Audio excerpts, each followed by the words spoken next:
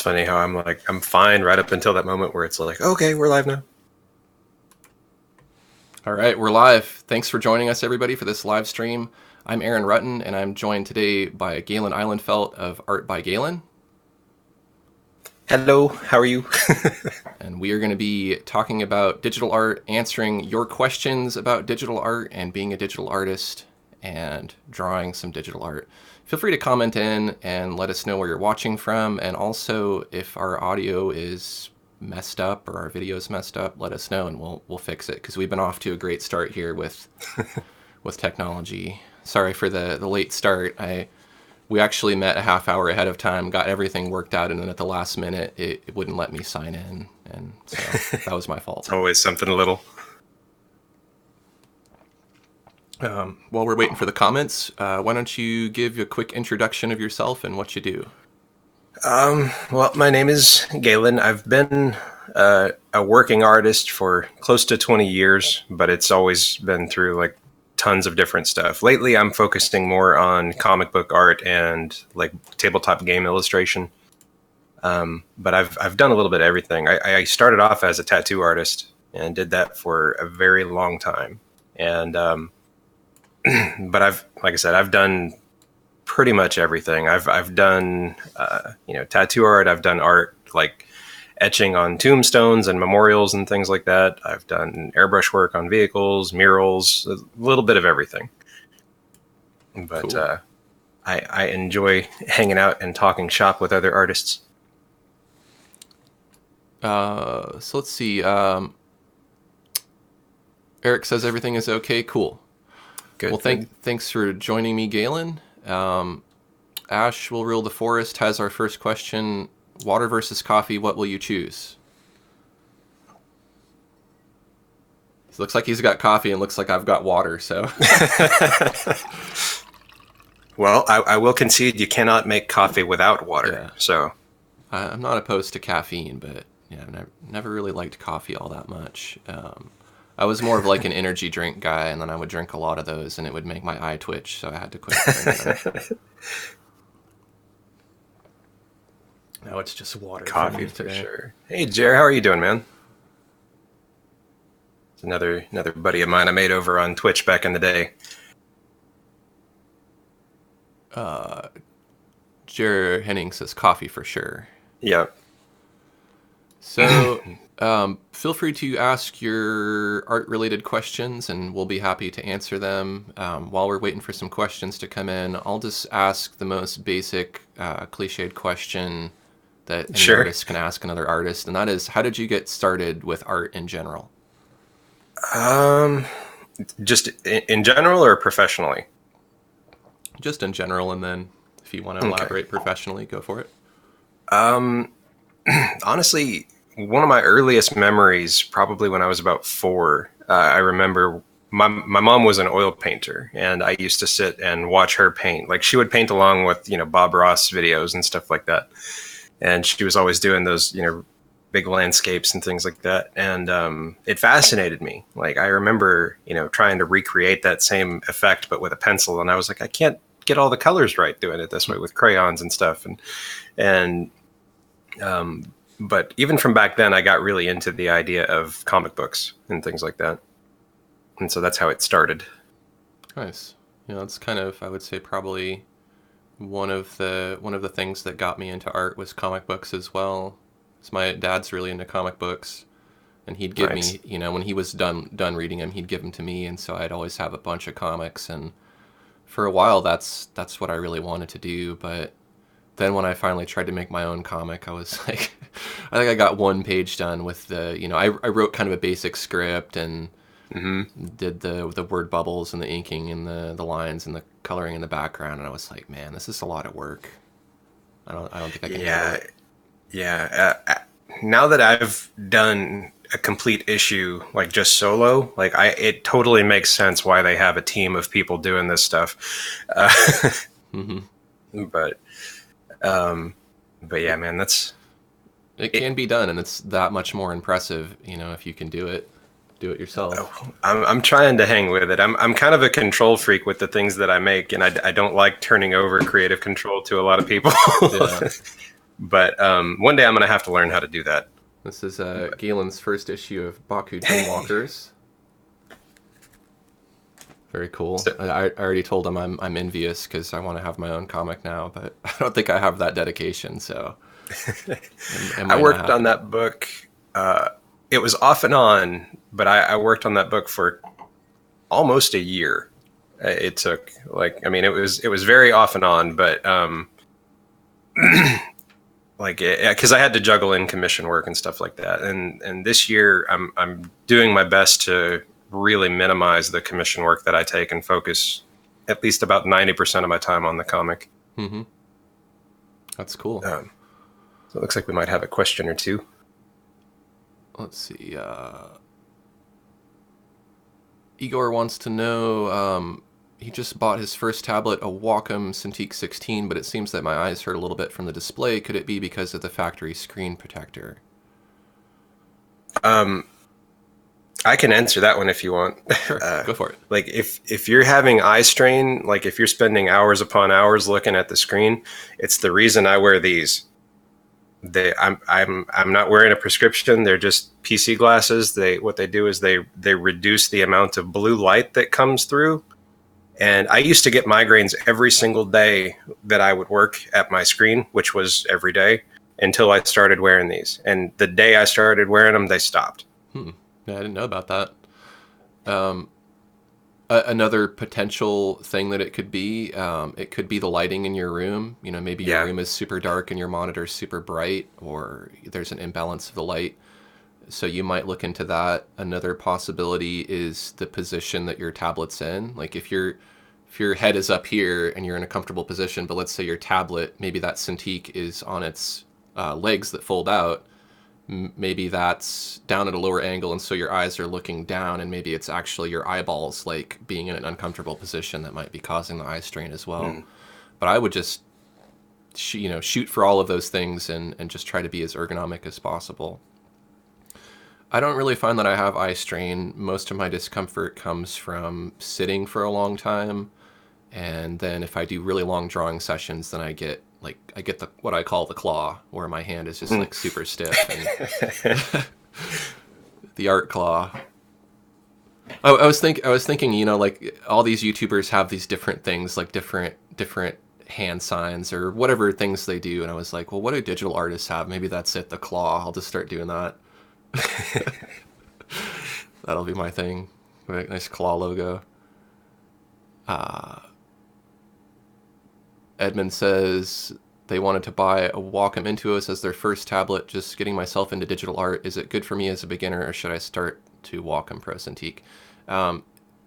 If you want to answer this, you can. Generally, when I get questions about hardware, I just direct people to my videos about that, because it's just, I can't really say what's good for you and what's not, because that's really subjective and I'd have to really know a lot more. So the best thing to do is to go check out some reviews. Yeah, I agree And with you. yeah. Like, take a look at a bunch of stuff, read the reviews of things, listen to reviews, watch review videos like what Aaron does, and make your decisions based on that and what you think will be good for you. It's like, unfortunately, like if you can't really answer for yourself what's going to be good, it's unlikely that somebody else will be able to decide it for you. You just kind of have to try some things out based on what info is out there. Hmm. And just for the audience to know, what is it that you use for your digital art? Currently, I use a Cintiq 22 HD. I started with an Intuos Pro medium size. I used that for about 4 years, and about two and a half years ago, I got this. Cool. Some people will disagree with me, but I think a Wacom tablet is a good investment as far as a brand to go with. So you really can't go wrong with any model of Wacom tablet. You just really need to know what you're getting, and so that's why it's always good to watch the reviews and look at the product specifications.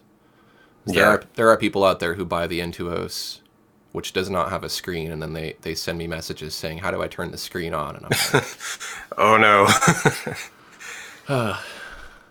Yeah, but I don't know. Like, I'm one of those people. It's like I won't even spend $50 without knowing exactly what I'm buying, and like everything I could possibly find about it. So that kind of stuff, it blows my mind a little bit. Hmm. But Eric offers to be your inker. He's free. unfortunately, that's my favorite part of doing it. So I appreciate it, but I'm going to stick to doing that. There's something really relaxing about going through an inking. You kind of get in this Zen state. It's Yeah. fun. Let's see. We're getting lots of questions, so that's great. Gargana says, I bought my first tablet 2 months ago. It's super hard for me to just start drawing. It's not the same as drawing on paper. Do you have some tips for Gargana, Galen? Just keep doing it. Keep doing it. You'll get used to it eventually.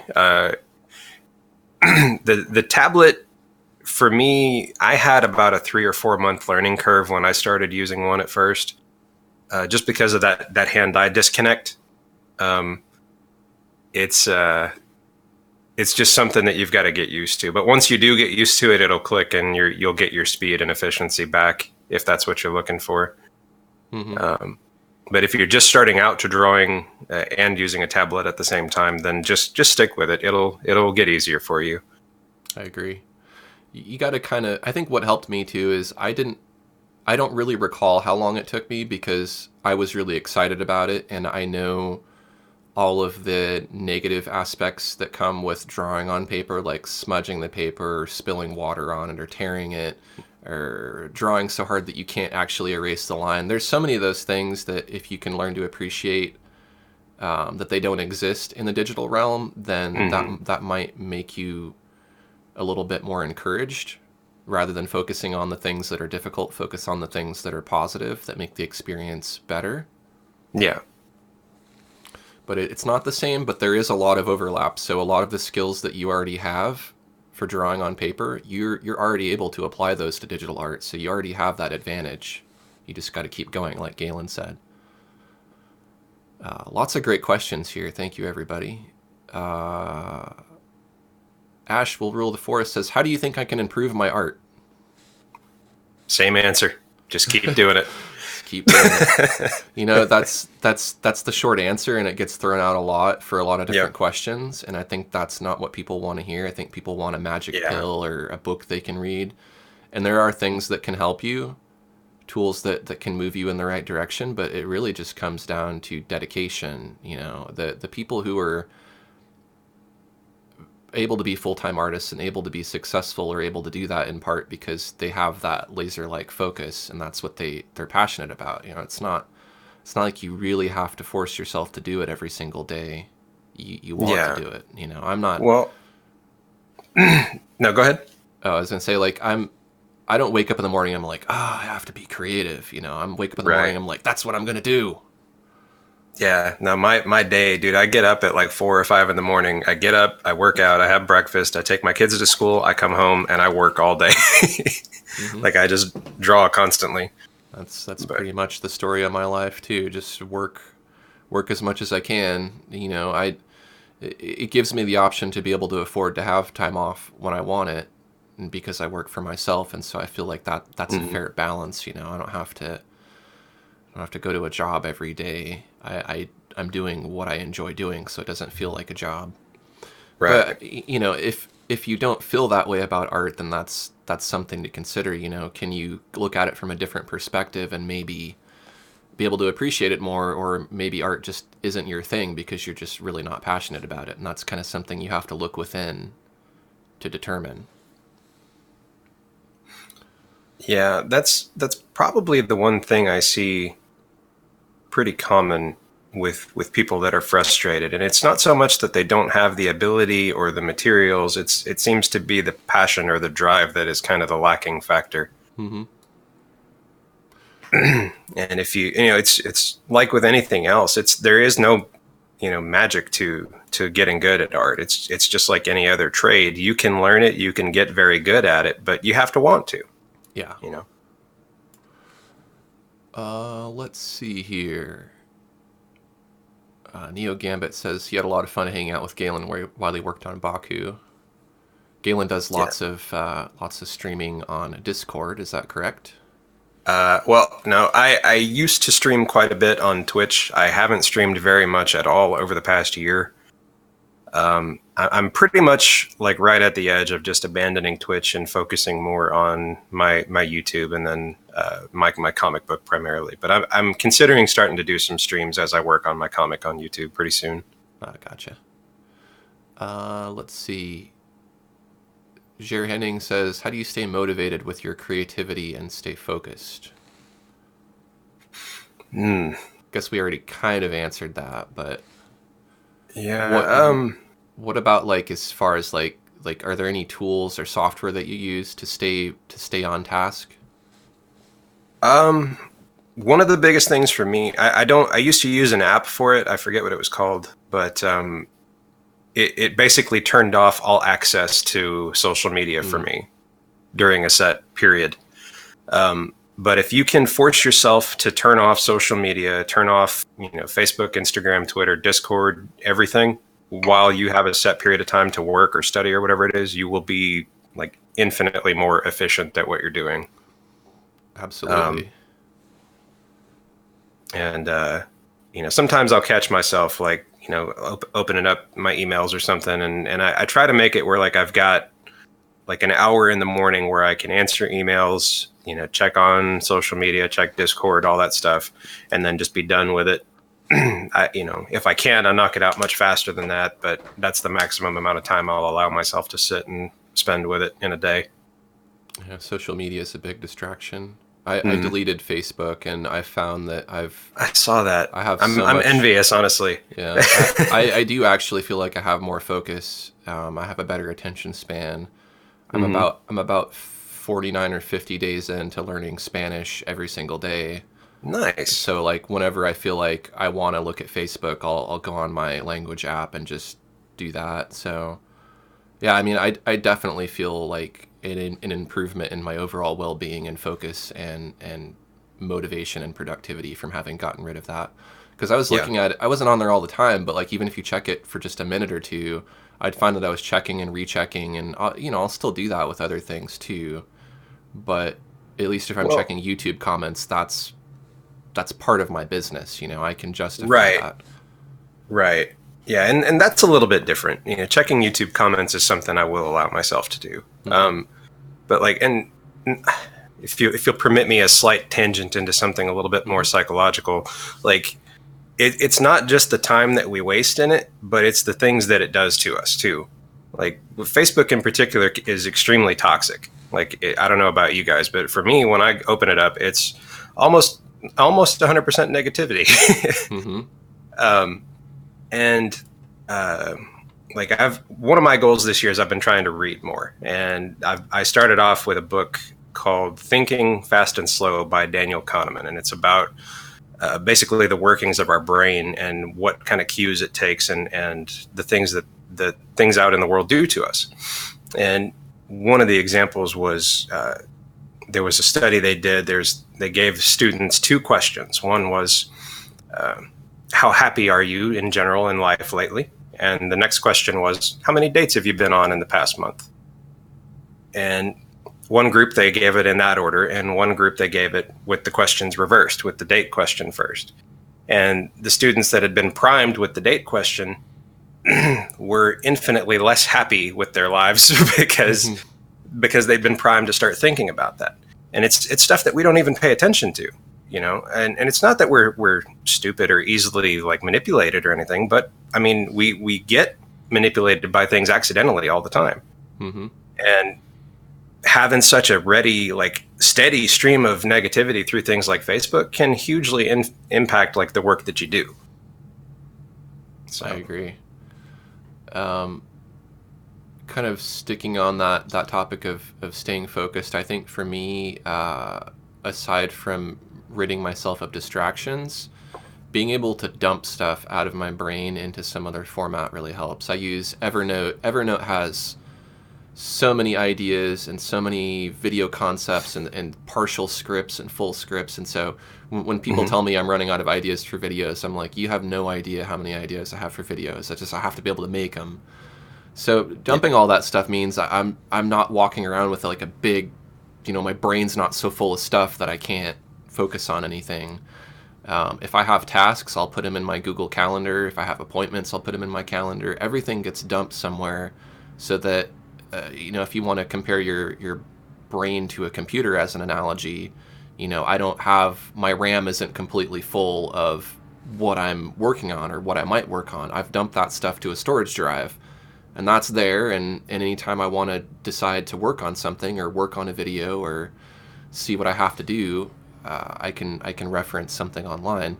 Now that does make me dependent on technology to some degree, but I think it's worth that risk. Um, I'm pretty similar. Like I use Google Docs all the time. I've got dozens and dozens and dozens of files on there, and um, I have a huge list, like you said, of YouTube video ideas and stuff like that. And I've also got I do my comic book scripting and outlining on there. And I like it because I can, no matter where I'm at, I can open my phone and work on it, or write down an idea or something, or I can do it straight from the computer or whatever, wherever I'm at. And yeah, it's nice that a lot of that stuff is synchronized too. If I'm on my desktop, I can add notes, and then if I'm away from my computer, I can go into my phone and I can still reference those notes and add to them. So, I think those are some tips that if you follow some of that, it's probably going to make a pretty good improvement on your ability to focus. Um, Igor says thanks for answering his question. Let's see. I'm just looking through the comments here. sure. Eric says his favorite part is the inking too. Hmm. Yeah, there's So, something oddly satisfying about a nicely inked page. so feel free to have discussions among yourselves about drawing tablets and stuff like that. I see some people are helping to answer those questions. That's good. And sharing their experiences with what they use. Um, how about this one? Gergana says, "I'm scared that I'm just not good enough. Sometimes I don't feel like drawing and studying graphic design and trying to do as much work as I can, but sometimes I don't have the motivation." So on the topic of being worried that you're just not good enough and that holding you back. I can tell you that personally, like that feeling for me has never gone away, but I don't let it outweigh my desire to make things. Like I try to just ignore whatever voice that it is that's saying that and just keep on moving, because like I'm one of those people, like I'm not happy if I'm not creating, no matter what my own anxiety is telling me. And so I'm going to be a lot happier if I keep pushing, even if I'm disappointed with what I do. But like if you're disappointed or if you're upset with your work, that's actually kind of a good thing, because you can use that. You can say, okay, what exactly is it about this that's making me not like it as much as I would like to? And then you can try to narrow down, what those fundamentals are, and focus on those. Mm-hmm. Salvador Dali has a good quote. I'm paraphrasing, but it's something along the lines of "Don't fear perfection; you'll never achieve it." Yes. And the Yeah. thing is, no one's good enough is relative to whatever it is you're trying to do. So if somebody says, "Hey, Aaron, draw me a stick figure," I'm good enough to do that. And if someone says, "Hey, paint me a landscape," I'm good enough to do that. If someone says, draw the Sistine Chapel in under 2 hours with a pencil in your mouth, that's not going to happen. So it doesn't mean that you need to be the best artist in the world to have success with art, and it doesn't mean that you need to feel like you need to be the best or that you need to be good enough, because as Galen said, like that, everybody has that, most people have that feeling, and it doesn't go away, and it gets coaxed out of you when you interact with people and when you put yourself out there. Because I don't know about you, but people tell me on maybe a weekly basis how much my art sucks. It's not, it's like less than 1% of the comments I get, but there are people out there who have to let you know how terrible you are at how terrible of an artist you are. It Yeah. doesn't mean that it's true, but it also doesn't mean that it's Well, not true. Everyone has room for improvement. And I think if you're well, improving because you want to improve, that's better than wanting to improve because people are constantly telling you you're not good enough. I forget where this quote comes from, but I love it. And it's in regard to getting criticism and stuff like that. It's like, only accept criticism from someone who you would be willing to switch places with. Like, if I'm asking for a critique and I get it from someone who's never done or studied art before, I'm not really going to care much about what they say because they're not going to have a lot of value in the information that they give me. But if I'm asking somebody that I highly like look up to their work, I'm going to listen to every word they say. Mm-hmm. And you've also got to be able to differentiate between what is opinion and what is fact. And that'll be a big thing with blowing off most of that stuff. Yeah, and I find it hard for most critiques to be fact-based because art is so subjective, you know. Who can say what's right and what's wrong? If you want to paint a portrait and one eye is like way down here and one's way up there, Right. if that's your style, that's your style. If you're going for absolute photorealism, you know, and let's say you're doing a commissioned portrait and somebody doesn't like that, well, that might be a valid complaint or critique, but Yeah, you know, I think you can critique based on fundamentals. Like you can critique based on that, but everything else is dependent on intent. Like you said, it's like, you know, did you mean to do it that way or not? And you know, what did it serve the purpose you were trying to achieve? hmm art is art, and it's not photography, and so there should be flaws in art. You know, you should be able to. Otherwise, you could have 10 people painting the same thing, and if they all did it in the same way, there'd be nothing that separated them from each other, except for the flaws or except for the stylistic choices. So, you know, photorealism aside, I think it's fine if, you know, if your artwork has imperfections, and what you see as imperfections, someone else might not even see. So, Yeah. Yeah, that's pretty true. You know, you're deeply familiar with your work because you created every tiny little aspect of it. People that look at it generally are just going to give it kind of a once over. They're not going to see 90% of the things that you see. hmm I try to be objective if people ask me for critiques, which happens a lot. It's, you know, something that I offer on Patreon, Hmm. and you know, I if I have a suggest or if I have a critique, I follow it up with a suggestion and I explain, you know, for example, there was a painting of a house. And it was a really nice, realistic painting of a house, but it had just a plain gray background, and so, you know, I said, well, here's why, in my opinion, and make sure to say in your opinion because it is an opinion, why I think it would look better if the background, you know, complemented the piece, complemented the colors in the piece, or I feel like I'm expecting to see a background there because there's a background reflected in the window, and so on. And so if you can be constructive in your criticism, I think that's great, but that doesn't mean that if you can be constructive that everyone else who critiques your work will be. So if people Yeah. aren't being constructive, you know, it's just let it go. Yep. Yeah, that's any time.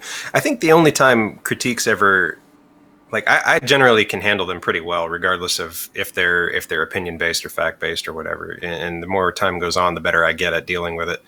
Because in the past, I used to get pretty bent out of shape about, you know, negative critiques. I'd be like, "What are you talking about? You know, that's what I'm doing." You know, you get all upset, but but it doesn't do you any good. I had something I was going to say, but then my brain decided to go somewhere else. Let's see.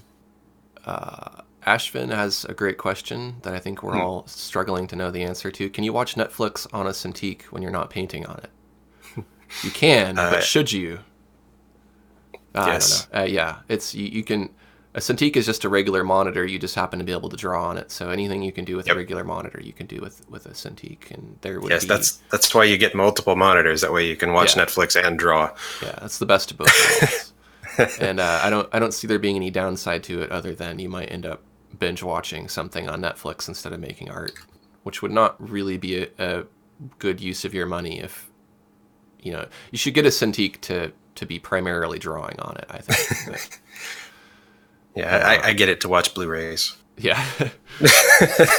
You know, I could watch. I mean, I have multiple monitors, so if I were going to watch a video, I would just do it on on the TV that I have behind my Cintiq. But occasionally, if I'm editing videos, I edit the videos on the Cintiq because the color is more accurate.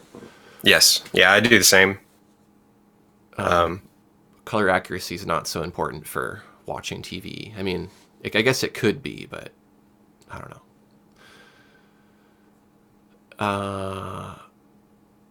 And Neo Gambit has a great follow-up comment on the not feeling good enough. Every artist is their own worst critic. As long as you keep at it, you'll always get better. Never quitting is the secret to success.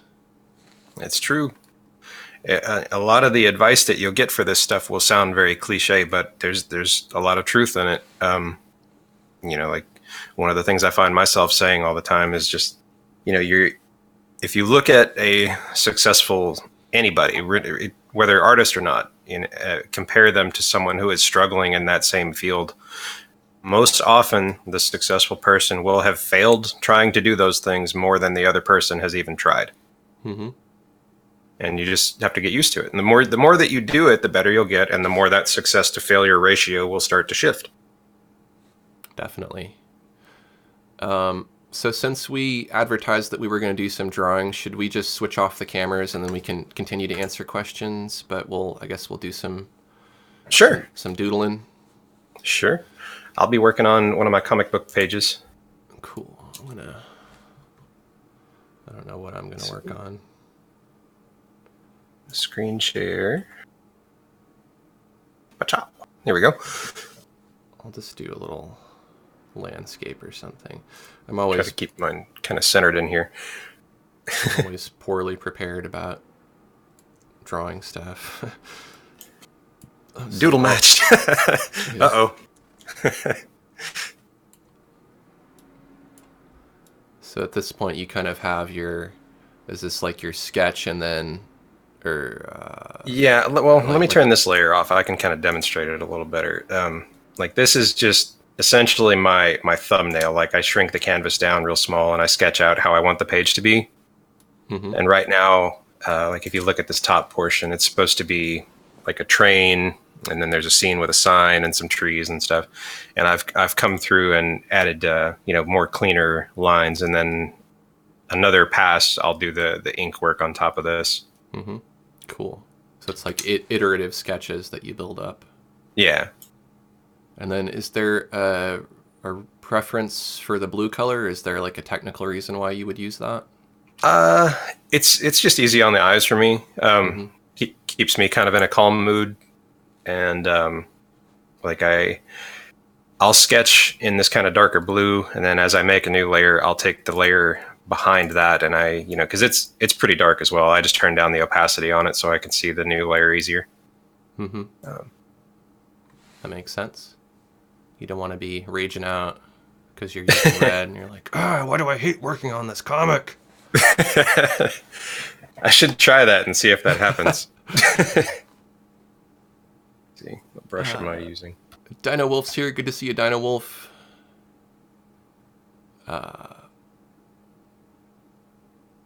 Sounds like we answered lots of questions here. Feel free to keep them coming. Ashwell Rule says, how do you finish a sketchbook? I think you did the sketchbook slam, so you're probably a better... I failed so hard at that. I did solid for about maybe 10 or 15 days. But after that, I was just like, no, I'm not doing this anymore.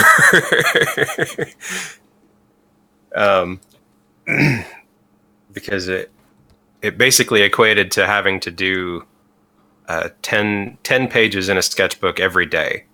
Mm-hmm. And that's just ridiculous. Like, I was excited about it at first, but it got to the point where it was just like work. And it just wasn't any kind of fun.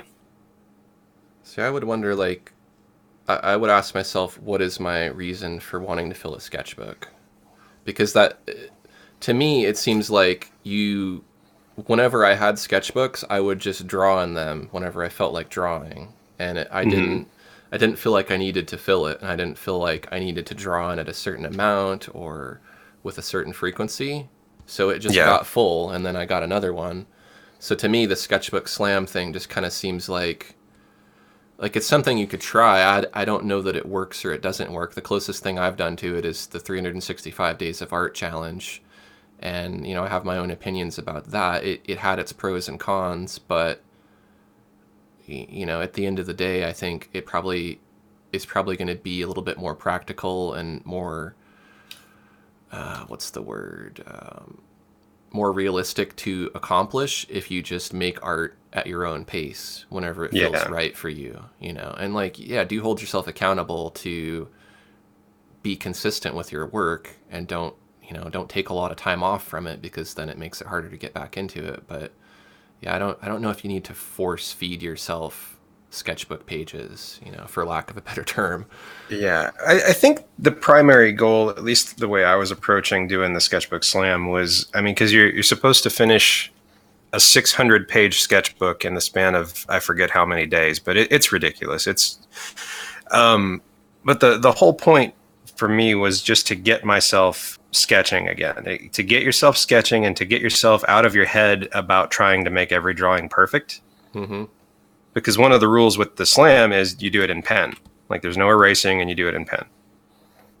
And that just, it forces you to get out of that because you can't go back and fix things. And you know, you've got to work relatively quickly if you want any hope of achieving it. And even the little bit that I did make happen did that for me. So I felt like it wasn't a total failure. It was a good experience, but it's definitely not a challenge I see myself trying again. Mm-hmm. Yeah, it seems not for me, but I can see how, you know, other people might benefit from it. I think people who don't have as much experience with art and kind of want to try to get the fast track, but there really Well, is there's no shortcut, you know. right. And I would highly advise anybody that's even considering that sketchbook slam challenge, only do it if you have absolutely nothing else to do. Yeah. Like if you've got school, only school and light homework, yeah, sure. If you've got only like a regular job or something and nothing else, sure. But man, I was trying to juggle like my commission work, working on my comic, managing YouTube stuff.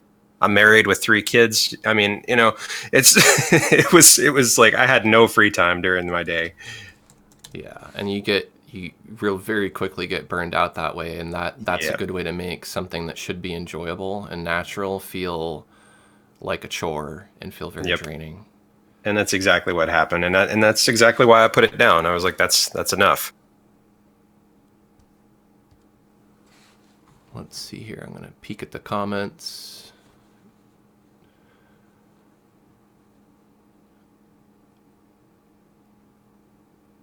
I really appreciate you having me on, by the way. This is fun hanging out. Yeah, I agree. I'm having fun too.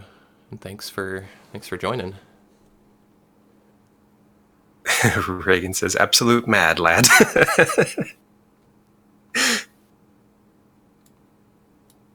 It's not the first time I've been called mad, but okay.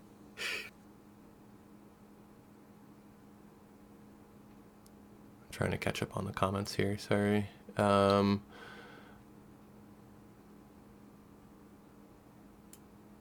I think as far as questions about software, I think I'll also kind of leave that to my review videos. If you have some input on what some good apps are, feel free to chime in, Galen, and people in the comments can comment in too.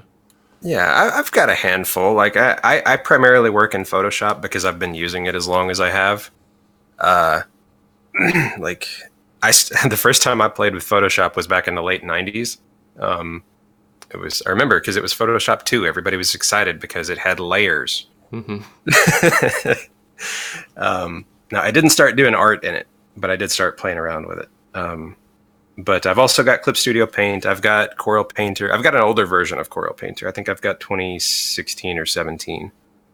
But quite honestly, like I rarely use the others. Mm-hmm.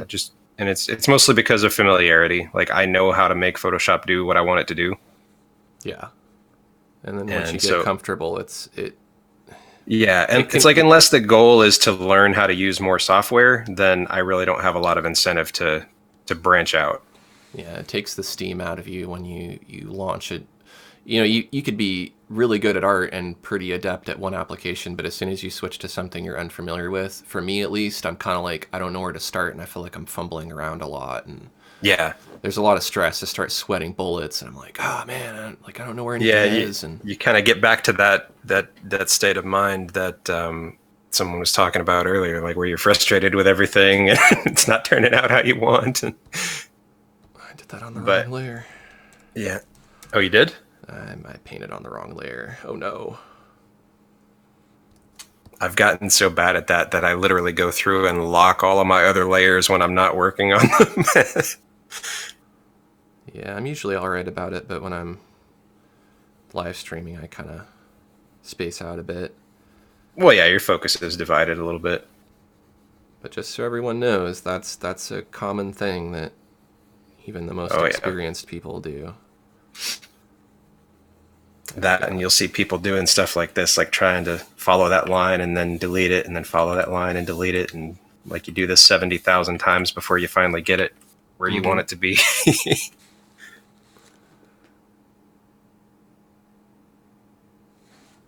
Let's see. Dino Wolf wants to hear more about the sketchbook challenge. I would do a search for that because that is or I don't know if it still is, but it was at one point a really hot topic that I saw a lot of art channels posting about.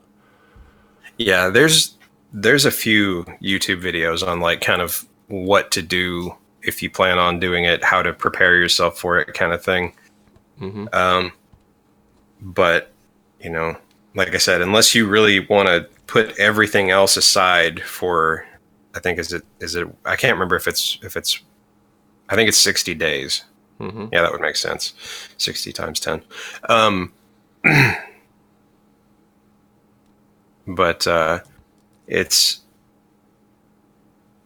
pretty bonkers. I'm not going to say don't do it, but I'm going to say be prepared to have your hiney handed to you with it.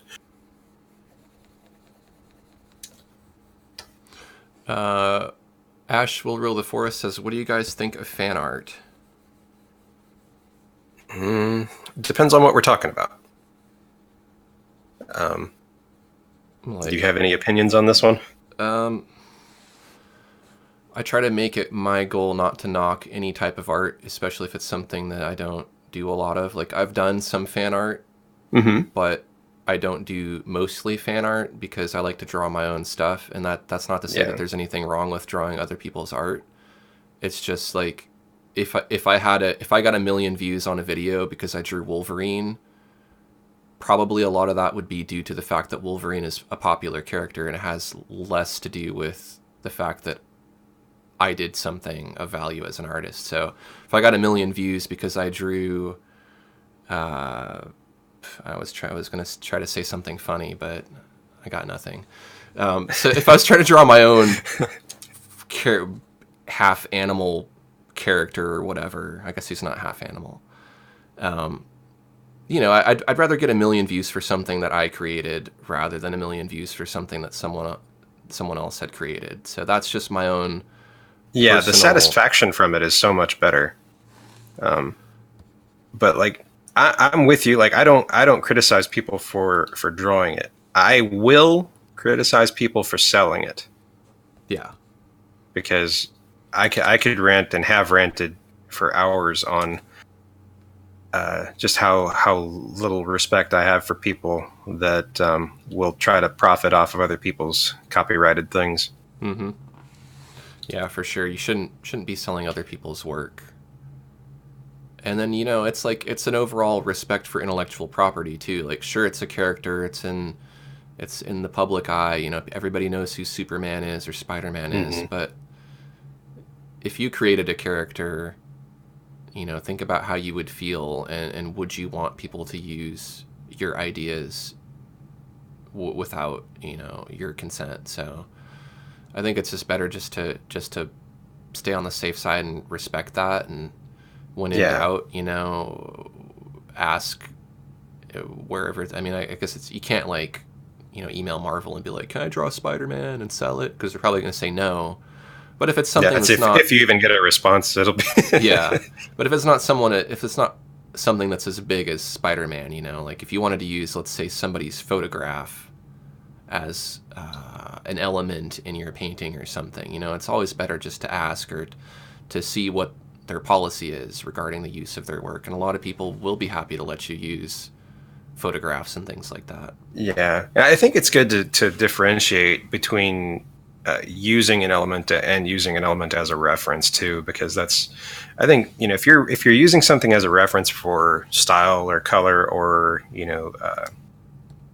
the layout or anything like that, I think that's fine. But if you're trying to copy something exactly into whatever you're producing, then yes, get permission. Yeah, it's kind of a gray area there with what you can and can't do as far as fair use. And, people push that boundary all the time. I think, basically if you change something 30% or more, then it's technically derivative. So it's, Yeah, and it's, if it ever, yes, the chances of things going to any kind of legal thing are pretty low, but that's still not enough to make me want to do it. But like, my brain is just kind of fizzling out on me at all points today. I apologize. That's okay. That's how I feel a lot of the time too. So, trying to remember what I was saying. So talking about yeah, it's gone. Never mind.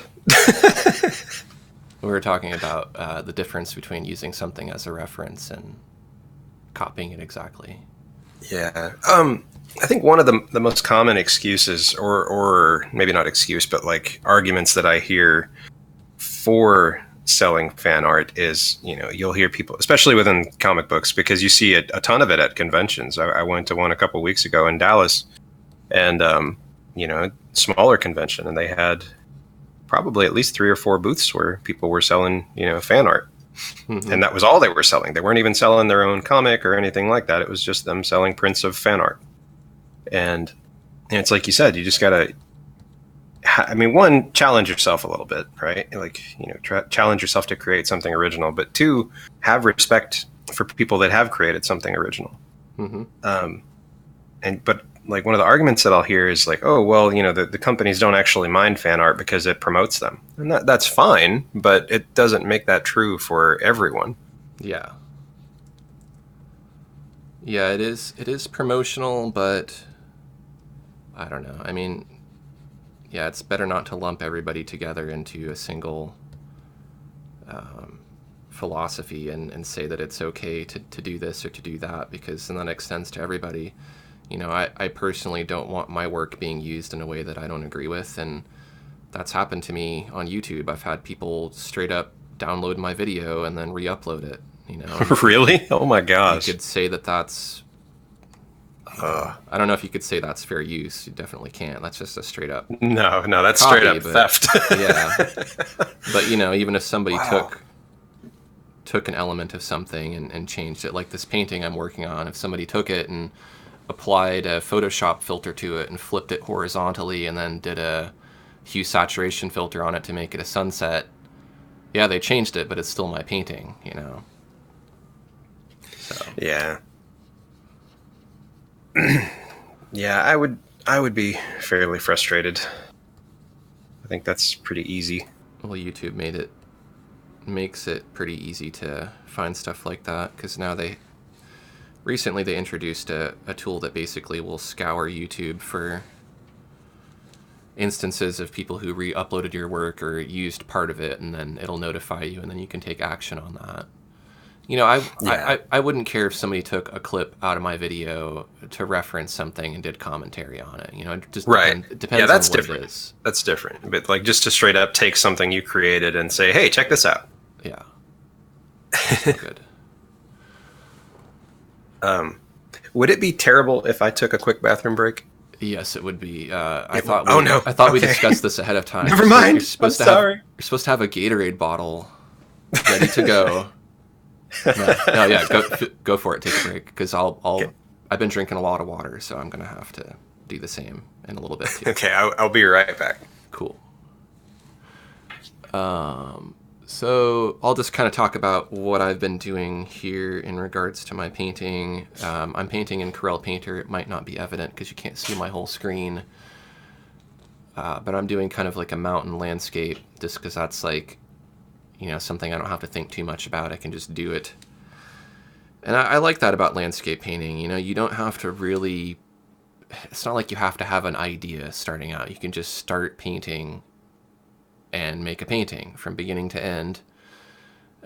People aren't going to judge it on accuracy as much. So, for something like a live stream, like I could try to draw a portrait or something, but in the limited amount of time I have, it's not going to be a very accurate portrait. So, but I'm using, to get this paint break effect, I'm using thick paint, which is available in Corel Painter 2018 and later, and I really love this thick paint. Works really well for getting that nice Bill Alexander, Bob Ross painting effect for the mountains.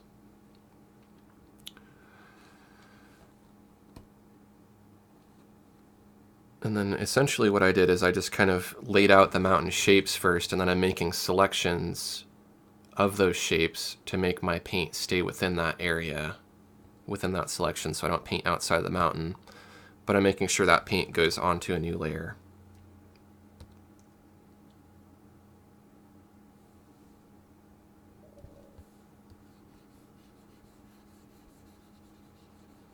And I'll need to do a little bit of work here to kind of separate these mountains from each other visually. I'll do that in a later step.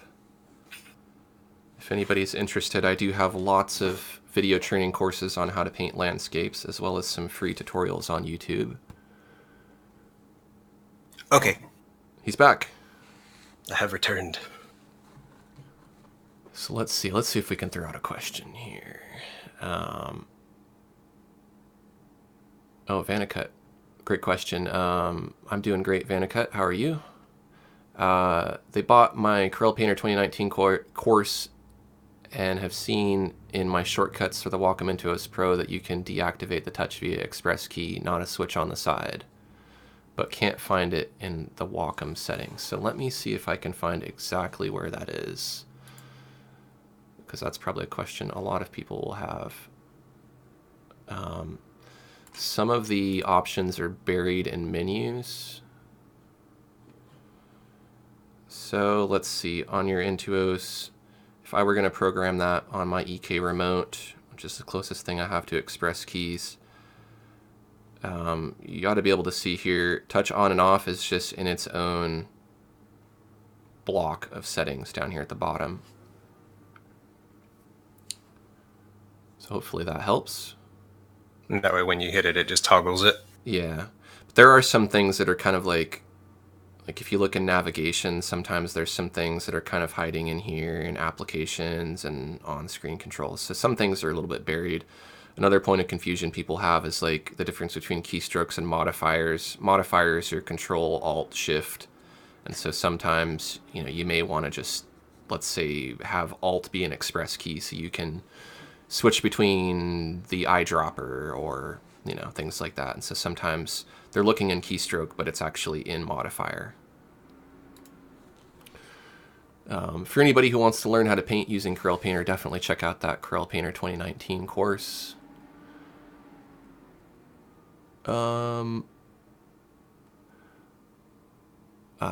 wants to know, what are our thoughts on Photoshop CC coming to the iPad Pro this year? I'm not generally like an Apple fan, but this, I say, will be the first thing that's made me consider buying one. Because I like the idea of being able to take Photoshop with me. Mm-hmm. I haven't tried it, so I try not to really say too much about it. Like I had an iPad 2, and was my introduction to mobile painting, and I thought that was awesome.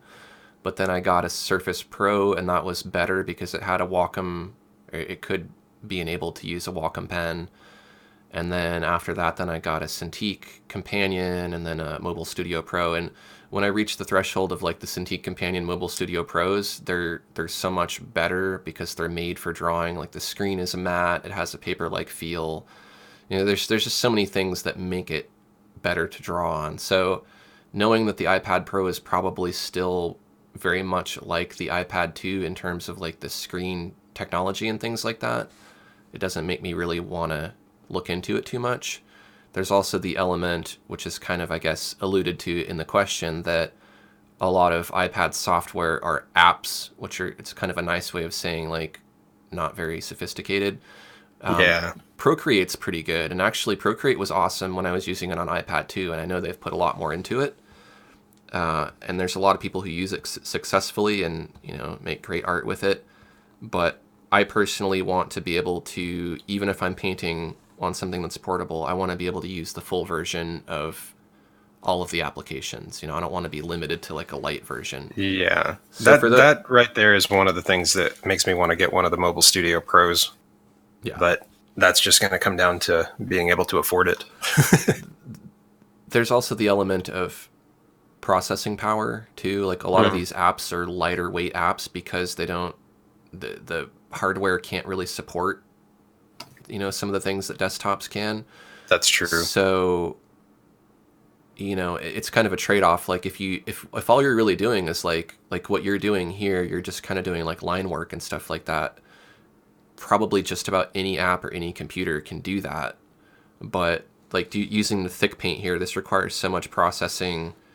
Yeah. And like stuff like watercolor and fluid simulation and stuff like that, you need a powerful computer. So if you could do Well, that on iPad, it would be slow as molasses. yes. And the resolution that you're working in makes a difference too. Like, because this has to be much larger than normal for going to print. Yeah. And so it does the same thing. It doesn't lag in any way at all. But like you're talking about with Coral Painter, especially, some of those brushes are so crazy that, like you're saying, they eat your power. Mm-hmm. And I have a But they can do really amazing things, though. I have a pretty decent desktop, and it still will get laggy with Corel Painter. And a lot of people will blame that on Corel Painter and say that it's a slow app, but the reason why Photoshop and a lot of other apps appear to be faster is, again, because they're not doing as much. Like, Yeah. of course, a regular round brush that's only varying pressure and opacity is going to perform lickety-split. But if you add in fluid simulation or paint thickness, you know, like this paint I can build up really thick like this, and then I can like scrape it away. So there's a lot going on here. Yeah. And then especially like Galen mentioned, if you up the resolution, that makes it even slower. So in a lot of ways, these apps like Corel Painter and Rebel are a bit ahead of their time in the sense that like the software could in theory do a lot more, but the hardware is kind of the bottleneck, you know? Like Right. you can't really get hardware that's, I mean, maybe you can, but it would be really expensive.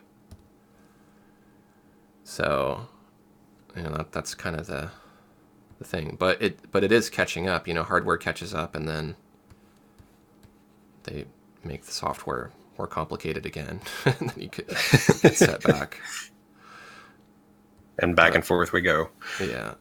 I'm really happy with this thick paint because, I mean, you're experienced with some of my older tutorials, and so there's like a lot of like, when I try to do this in older versions of Corel Painter, it was so many workarounds of having to do like selections and stuff to get this broken paint effect, and then now it's just like, cool, there's a brush that does it, and it feels very natural. It feels like you're painting and like pushing around paint, not pixels, and I like that.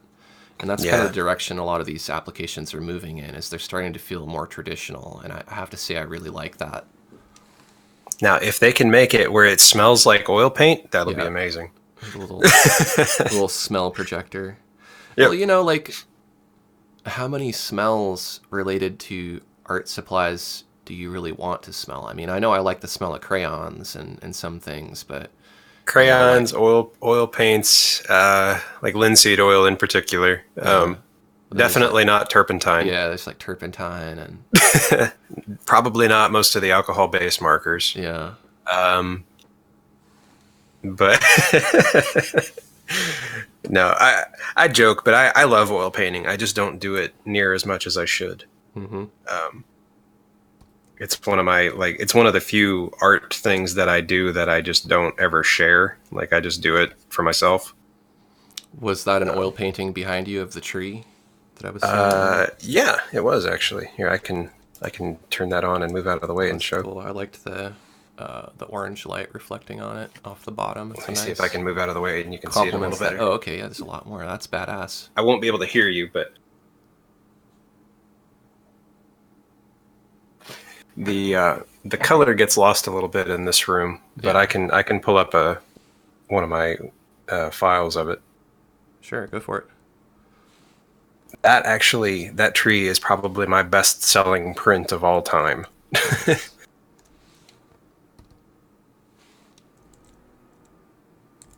I can find it. Let me see.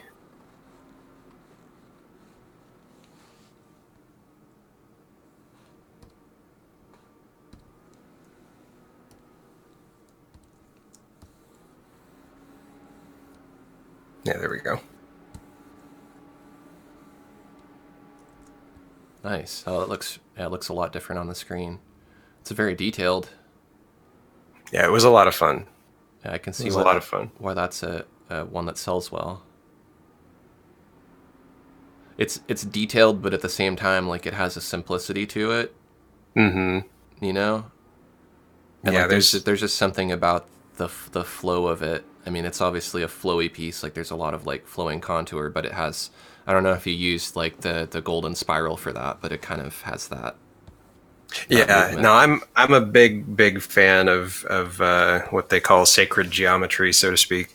Um, not so much for the sacred part of it, but just for that it's I'm fascinated by things that occur in nature, Mm-hmm. and the Fibonacci stuff being one of them, and but yeah, there's a little bit of that in there. Nice. The whole point of that one was just having fun and playing with contrast and I guess it came through that I was having fun because people tend to enjoy it. Mm-hmm. You know, I think understanding nature and the repetitive shapes and forms in nature, fractals and things like that, Mm-hmm. having an understanding of that stuff, even the principles of light, make a huge difference in being able to draw and paint. And I think a Yeah, lot of people want to pull up a reference and just directly copy it, but if you don't understand why your reference looks that way, it makes it very difficult to kind of, sometimes you have to infer details too, like maybe your reference isn't detailed enough and you need to use some imagination, or maybe let's say with that drawing of the tree, maybe you had a reference of a tree but it wasn't illuminated in the same way, and so you had to be able to understand light upon other objects to be able to translate that to your painting. yeah, yeah.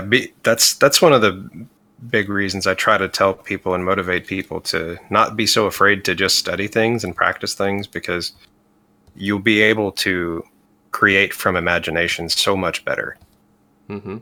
Um, like that tree painting was 100% just out of my head, playing around and just having fun with it. Um, I love doing crazy textures. I love playing with contrast and color theory is one of the things that's always fascinated me. I like playing around with that and seeing what I can make happen with it. Um, Yeah, it's and not. I like tinkering with things that like even if it only really satisfies me, it does it in a way that I'm okay with it. Mm-hmm. Um, like like even with my comic book, like I hide stuff in the art all the time. Like this page is not a good example of that, but I hide stuff all over the book that kind of hints towards things that are coming. Mm-hmm. That's cool. And Now that I knew that, and I'm gonna very have few to go people through will it. ever actually notice it, I'm sure. But I think just the fact of me knowing it's there, I think is really fun. Yeah, that reminds me of somebody's comment a while back who they said I was self-sabotaging myself because I drew. I'm not going to go into detail, but it was some form of genitalia in a landscape drawing. And I looked back at it and I'm like, "What? You're like, what are you like? What are you on, man?" And then finally, after looking at it a few times, I'm like, "Oh, okay, I can see that." But couldn't you see that? I mean, in any other piece, Like right now on this mountain, if you zoomed into this and you looked at all the different shapes I made unintentionally, there's probably all kinds of genitals and stuff in there, but you Yeah. know, Well, I mean, it comes down to intent, you know? It's like nature does this stuff all the time. You can find funny shaped trees that look like people doing inappropriate things. And I mean, it, yeah, it happens. it's the wonderful thing about nature, and just kind of Oh, this is not right. probability in general is anything can happen if enough time is given. You know, they say like you could give a monkey a typewriter and they could write Shakespeare word for word if given enough time, just by randomly pressing keys. So I think Hmm. there's a lot of more sciencey stuff that I think people don't necessarily attribute to being useful to making art, but I think a lot of it is very useful. And Bob Ross would always say stuff like, you know, go out and make friends with the tree, and people might think you're a little weird, but go out and talk to that tree. And it's you might not have to talk to the tree, but it helps to understand why the tree looks that way. Because otherwise, you end up. I do this a lot too, where I draw things the way that I imagine they look rather than the way that they actually look. And then you end up with Hmm. like, you know, a tree that looks like a cartoon tree rather than a tree that looks like a realistic tree because you were drawing the symbol of a tree in your mind. You weren't applying a formula to the tree. And when you're painting with a formula, I think it works that much better. You know, you got a trunk that fractals off into a branch that's smaller than the trunk, and then it splits off into multiple branches, each one getting sequentially smaller until they end up on the smallest, finest twigs. And Yeah. it doesn't matter where you put the branches, really. I mean, there might be a certain kind of tree you're trying to paint, a certain style, but that's how you get a realistic tree. You know, this mountain, I'm not looking at a reference of a mountain. I'm not really like I kind of have an idea of what a mountain looks like because I live around a lot of mountains, but it's a formula, you know. You got the rock jetting out of the ground. It comes out at a certain angle and is formed a certain way through plate tectonics and erosion. And so if I just follow that formula, I'm going to get a mountain every time. If I follow the tree formula, I'm going to get a tree every time. And it's never going to be the same mountain or the same tree, but it's still going to look realistic. And it's none of it's going to require a reference. Yeah. Yeah. And I like the challenge of being able to create things, not necessarily from memory, but like you're talking about from imagination, just because of what you've experienced. And then I don't know. It's one of the most rewarding things to me. Mm-hmm. I just want to peep on the comments here. Sure. Savannah Cut says under the shortcuts the option is not there. Maybe it doesn't exist in the German version. That I don't know. And I also well here let's do this. I'm going to grab something real quick. I'm going to plug in the Intuos, which has just regular Express keys. So hold on just a second.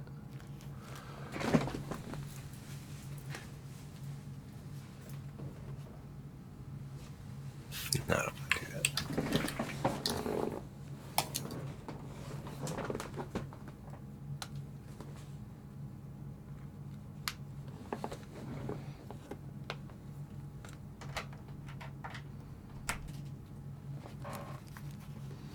This is why it's helpful to have like one of every single tablet.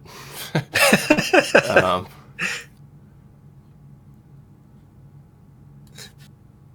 You do that as your next video. tablet hoarder. I'm gonna be on the. I'm Yes. gonna be. I'll be the only one on Hoarders that's like a Wacom fanboy. I like that term. That's people like to call me a Wacom fanboy. That's like, I don't know. People are always gonna have preferences to stuff. Yeah, you see it with game systems and everything else too. It's like, so what? Let people enjoy what they enjoy. Yeah. I try to tell people like I'm just a dude on the internet and I have an opinion and that's all I am. I'm not an authority on anything, but I can back up my opinion with experience. You know, like I have used a lot of tablets, but not Yeah. everyone's gonna agree. So that's perfectly fine. Okay, Well, and Intuos. it's not like you're trying to tell everyone they have to do it the way you do it. So this is not going to work now that I think about it because this model, they took the touch out of it. So that's not Huh. going to work. What do I... Okay, sorry. Okay, let me switch to my Intuos Pen and Touch previous generation. Hold on.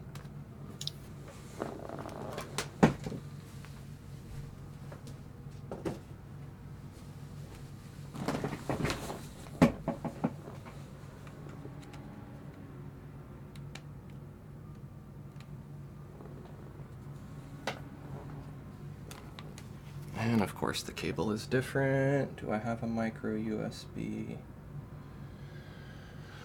that will fit that?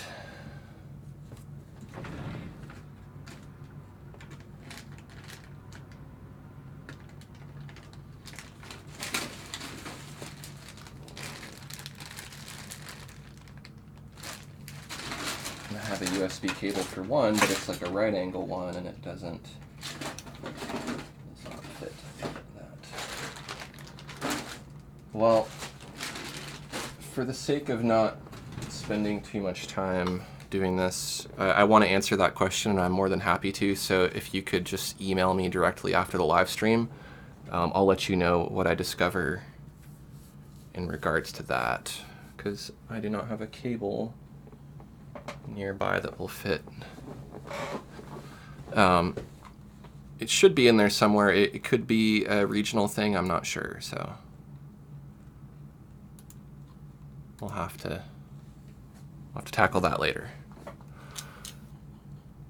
So I have a question for you. Sure, go for it. Do they near you have a Tablets Anonymous group? I've never heard of that, so I don't know if they do or not. Oh, I'm just taking a jab at you for having so many tablets. Oh.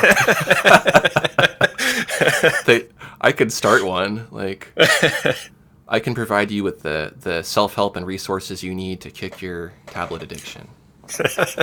See, you think it's funny, but here's the sad reality that'll really make you question my sanity. Like, I go to the thrift store a lot and buy crap like toys, but every now and then I'll see Wacom tablets and I feel kind of bad for them. I'm like, oh, it's a little Wacom tablet. Like, nobody wants it anymore. And I know I'm not going to use it, and I know that, like, there's a good chance it's so old that the drivers aren't going to work, but it's like, oh, it's in good condition. I don't have this one. I'll just buy it and put it in my background. Just have like a wall full of them. Yeah. So I might one day have an unnecessary collection. I'm trying to kind of curb that because it's kind of gotten out of control with the toys. But yeah, I do actually have an old, I think it's a bamboo. It's one of the silver ones, and there aren't too many silver bamboos that look like that. So it's actually kind of a nice looking tablet. I bought it and it doesn't work. I mean, it does theoretically work. Like if I installed Windows 7, it probably would, but then I'm like, oh, why did I buy this? But it was only like $6 or something. Yeah, that's not bad. I think originally it was kind of like to highlight the idea that sure, tablets in general are expensive, and Wacom tablets tend to be on the higher end of that, but you can find a secondhand tablet pretty easily on eBay or wherever, and even in the thrift store. It's not uncommon for me to several times a year see a Wacom tablet at the thrift store. Nice. So let's see. What am I going to do with this mountain? I'm going to blend it a little bit more.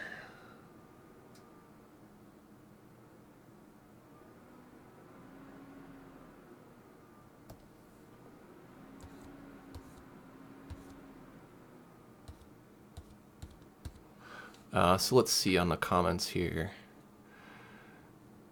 Eric has a very nice compliment. Eric says, I'm an unbelievable teacher. Check out my courses on Painter 2019. I've done such a good course, and Eric highly recommends it. Thank you, Eric. I appreciate that. That's awesome. You were too kind, Eric. But don't stop.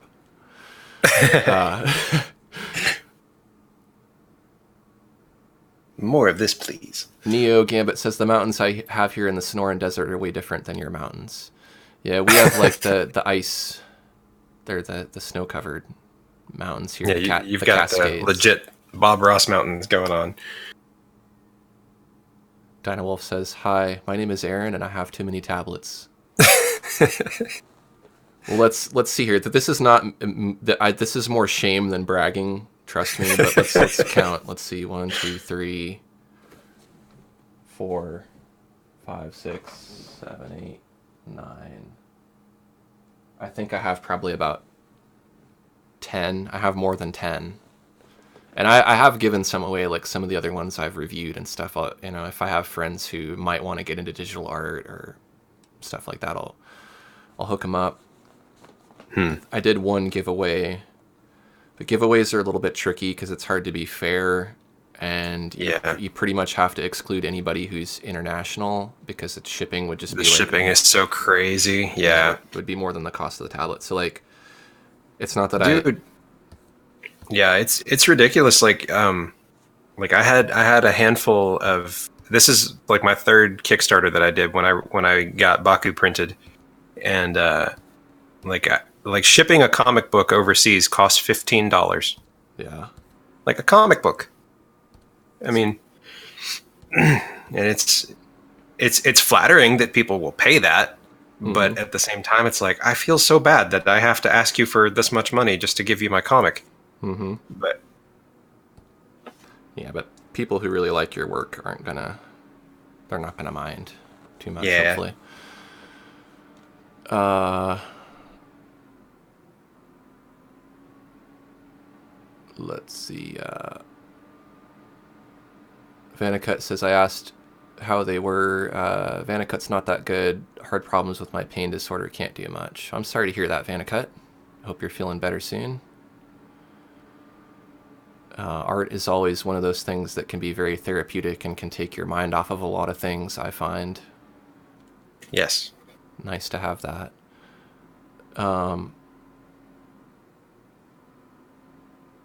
Reagan says I could open a Waka museum. You know, I it's not to say I haven't thought about that. Who would go? Let's see a show of hands. Who would come to my Waka museum?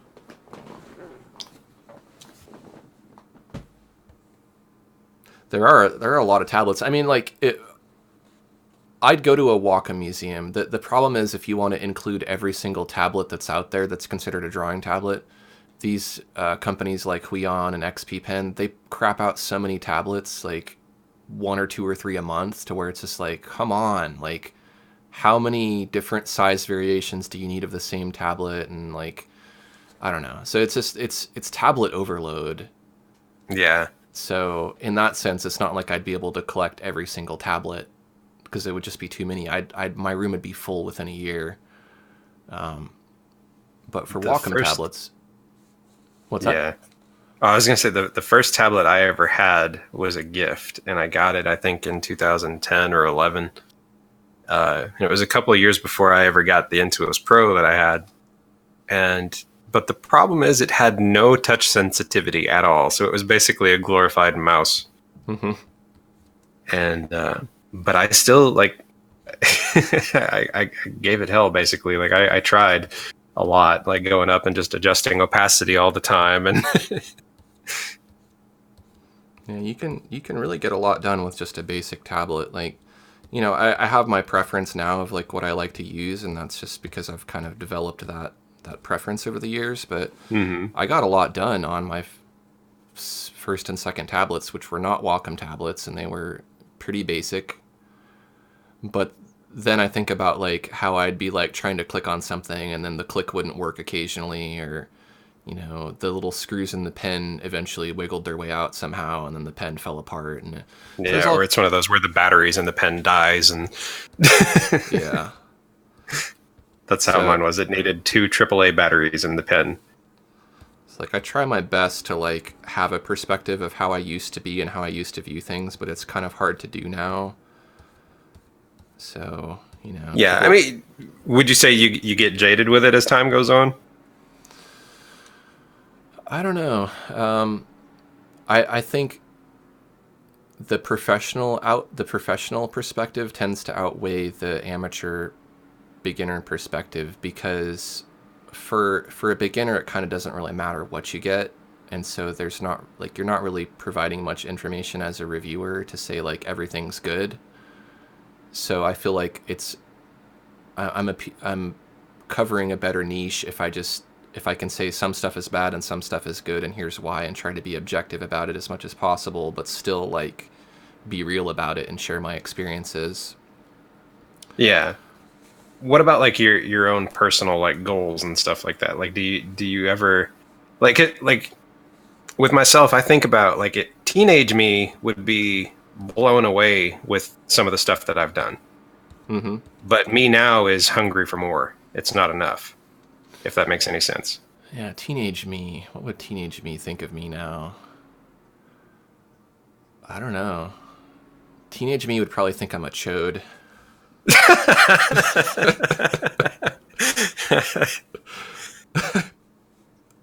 I don't know. You know, teenage me didn't. Teenage me was still set in the perspective that you have to go out and be an artist like Pablo Picasso did, or you know, you got to go through galleries and like Yeah, do the footwork and hobnob with the elite and all that stuff. And now I know it's like if teenage me knew that you could just go on the internet and have success as an artist and not even have to like leave your house to make a living, teenage me would have been busting his butt instead of playing video games. And same then here. adult me would be like so much farther ahead. But at the same time, like, you know, I needed to be able to be a teenager and like do teenager stuff and not be focused on work. And you know, I don't mind that I slacked off a little bit, but I think, you know, in my 20s I had a pretty good balance of like living life and doing stuff and being a 20-year-old and working toward building my career little by little. So I feel like overall, like I don't like to go back and feel like I should change something or like what if this was different, because the present is created by your past experiences, and without those Yeah, past experiences being exactly the way they were, you might not be who you are in the present. exactly.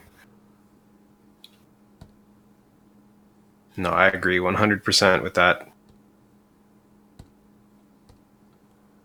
So, I don't want to keep you too long. We're at an hour and a half now, so we'll probably go maybe another half hour if that's okay with you. If not, we can wrap up whenever you like. But Oh, sure. No, uh, I blocked out until about 2 o'clock, so cool. you're good. Yeah, I'm Or having two fun. my time, anyways. I'd like to keep going too, but it's that balance of like I could probably live stream for 3 or 4 hours easily, but Yeah.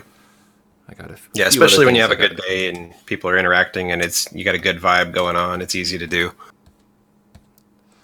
And I'm sure this won't be the last hangout we'll do if you're into it. Oh heck yeah, man! I'd be definitely down for that. So let's see if we can cover the remaining questions here with our time. Um, I wish I was like Aaron Blaze's live streams where he has somebody read all the questions for him and then he can just focus on drawing. Someday. That's what I go through the comic process, and I'm like, I wish I could afford to pay people to do some of this stuff, Mm-hmm. like get somebody to go in and do the flats for me, or make the bubbles or something like that. And but it's like I just can't yet. One day we'll have people. Yeah. Yeah, I've contemplated that about having people edit my videos or like manage my social media and stuff, but then it's kind of like, I don't know, like that on its own might be more of a hassle than anything, but I'm open to the idea, but I just don't really know if it would be practical because I'm kind of particular about how I do things. Yeah, you're gonna end up pouring over it anyway. It probably won't Yeah. save you much time.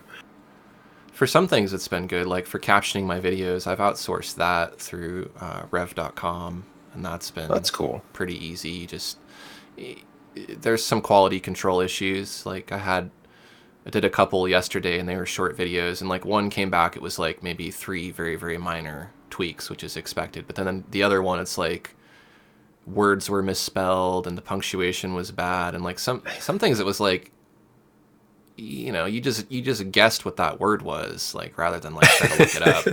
So like some people are really good at it and some people aren't, and so sometimes you get stuff back that's just so flawed that you have to spend a lot of time correcting it, and that makes it not really worth the time or the money. So I worry that that would be the case with other things too. But at some point, if I ever do get to be that big of a channel, it might become a necessity.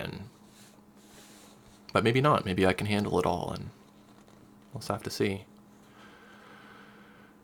So Reagan and Dino Wolf would come to my Waka Museum. So that's 2. I raised my hand. Oh, you raised your hand. Okay. Oh, I saw. Sorry, you had the emoji. By the way, if there's anybody watching who is a member of my channel, you have your custom emojis that you can use. I think you just type in, like, let's see.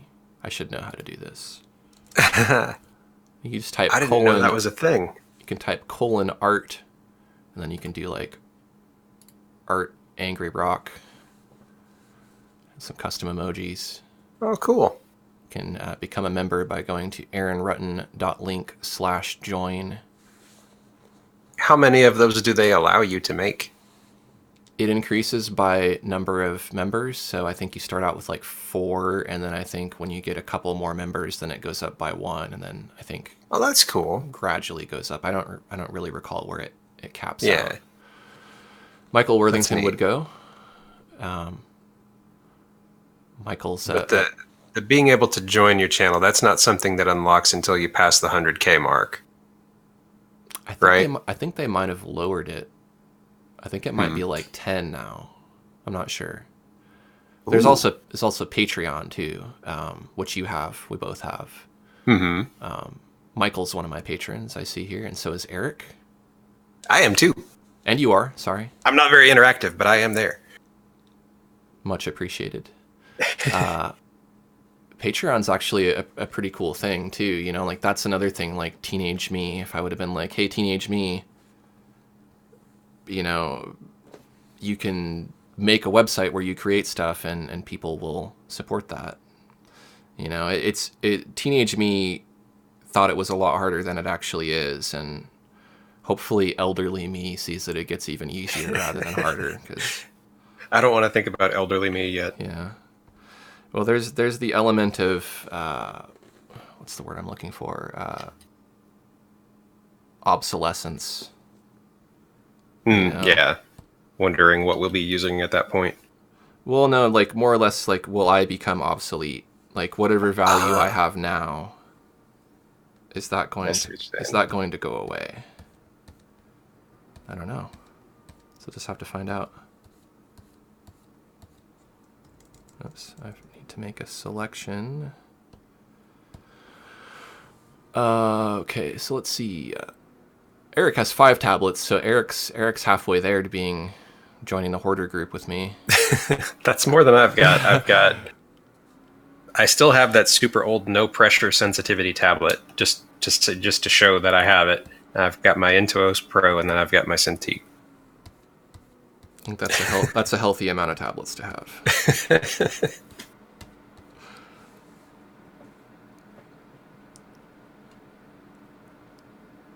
Reagan says, due to the recent purge of mature art on Tumblr, do either of you believe that type of censorship will come to YouTube?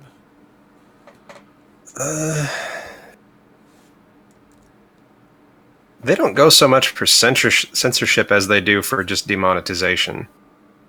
I think they'll probably still allow people to do things because unless it's straight up like pornographic or something, then I could see them banning it. But like as far as artwork, nudity is something you see a lot of in art, and I think that as long as it's presented in a good way, like I've got a couple of videos like that on my channel, but they have what you call limited monetization, because frankly, like most advertisers don't want to put their ads on that kind of content, which I understand. I'm not bitter about it. It just is how it is. I don't think that they'll ban it personally, but I mean, they could surprise me. Yeah. I guess I have to agree. I mean, it depends on what's appropriate and what's not, and that's a gray area that's hard to really clearly define, and people are always going to argue on either side that something is too graphic or it's not graphic at all. So, yeah, it's really subjective. Ultimately, a lot of that stuff, it I'm having trouble coming up with words today. It's gonna like self-moderate, because if you put up something that's nudity or violent, or has any of those, mature elements, if the vast majority of people don't take issue with it, they're not going to report it. And if they don't report it, then it's not going to get flagged. It's not like, for the most part, I mean, there are some like automatic algorithms that can search out stuff, and YouTube does have that for thumbnails. But it's not like YouTube is like scouring every single video to see what the content is. It's up to the users to report it. And if users aren't reporting it, then it's probably not offensive. If it is getting Yeah, reported a lot, then you have to take into consideration, you may feel one way about it and some other people might share that opinion. But if it's offending a lot of people, that's also something to be considerate of. Like, whether you agree with it or not, it doesn't yeah, hurt. It doesn't hurt to be considerate of other people's feelings, I think. yeah. I agree with you. And if you are going to go that route with making that sort of thing, just be prepared for certain unknowns. Yeah, Be you got it. prepared certainly for not being able to monetize the majority of those videos, but also be prepared that they may get deleted. So you probably want to keep backups of them and stuff like that. Mm-hmm. But but yeah, definitely don't get bitter about it. I mean, it's their company; they can run it how they see fit. Yeah, I've got, like, before I really started doing the YouTube videos pretty heavily. I mean, you might know this because you've seen some of my older work, but I Mm-hmm. have nudity and I have things that are subversive, and things that I probably wouldn't, subject matter that I wouldn't make a tutorial about. And it doesn't mean that Right. I don't still enjoy making art like that and that there's not a place for it. It just means that a YouTube tutorial is not a place for those particular. I mean, it could be, but I'm not going to try to put it there, because I feel like there's a better home for that kind of stuff. Yeah, and So, and frankly, there's a ton of it out there. So I mean, it's I don't think we're going to be any better off or worse off if they did decide to crack down on it a little bit harder. But yeah. and and I mean, it kind of goes back to talking about like what you had brought up in the beginning about how social media changes how you do art. You know, Mm-hmm. like if it's something that you're passionate about doing, then do it anyway. But as far as social media is concerned, be prepared for certain consequences from it. Um, but I mean, nobody's ever going to tell you what you can and can't paint. Yeah. Yeah, it's just a matter of what you can how you can monetize that, and that's what it comes down Yeah, to, is like, you can't make money unless someone's given it to you in one way or another. Uh,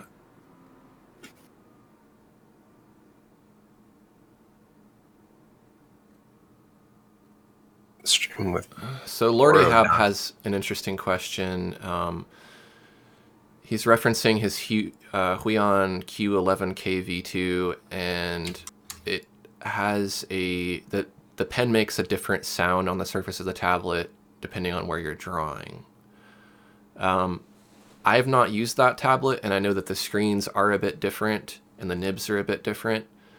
But what I would suspect it is that the surface, you've probably been drawing more on the center, and so either there was some sort of residue on the tablet to begin with that you've wiped away by drawing on it, or perhaps you've broken in the center more than the edges on a It's starting to smooth microscopic out. level. Yeah. Yeah, Because one thing I've noticed reviewing a lot of tablets, Wacom included, when you first crack open a tablet, it makes a screechy sound when you draw on it with the pen, and you're like, "Whoa, that's not good." And yeah, I've they're kind of almost, rough at first. yeah.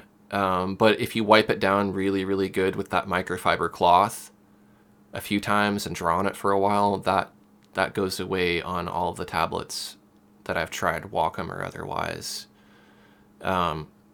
The dampening of the pen, like the click sound it makes, that varies from tablet to tablet, but it does seem to be uniform across the entire screen.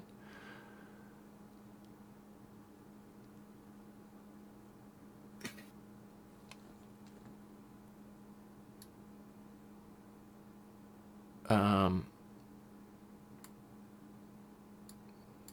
Vanicut sent me an email about that question, so I will look into that.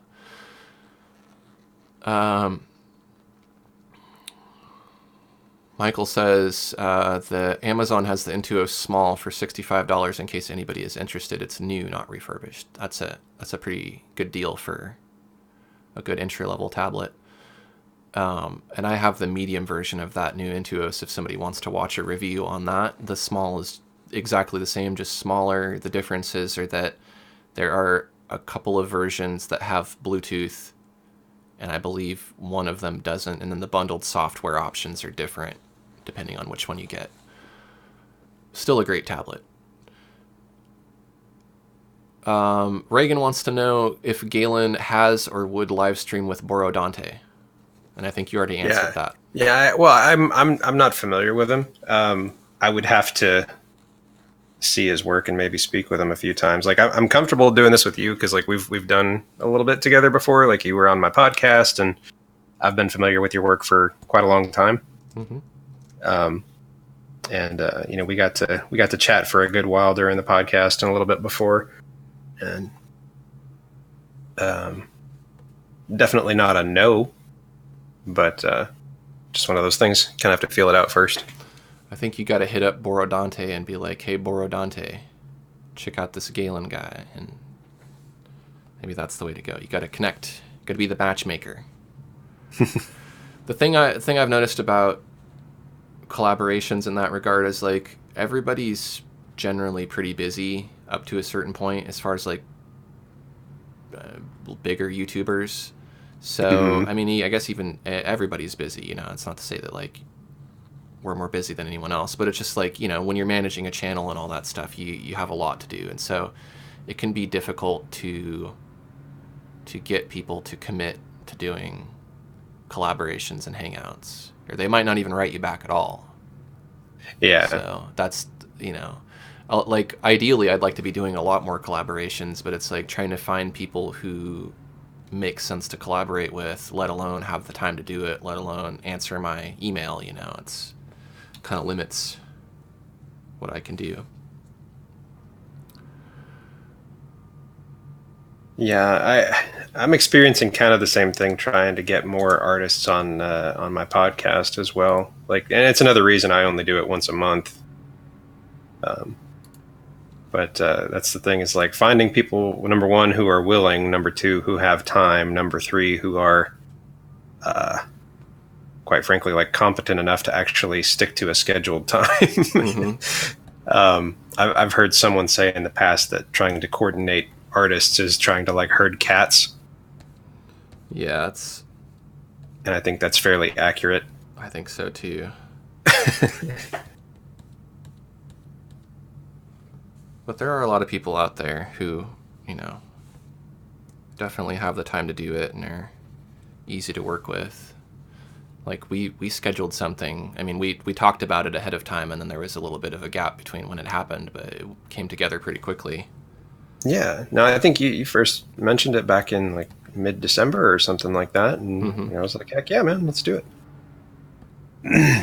And I like having things scheduled out, like at least a few weeks or something like that. That way you kind of mentally prepare for it, and you can think about things to talk about, and or you know, whatever. Yeah, I think it's always good to plan ahead when you can.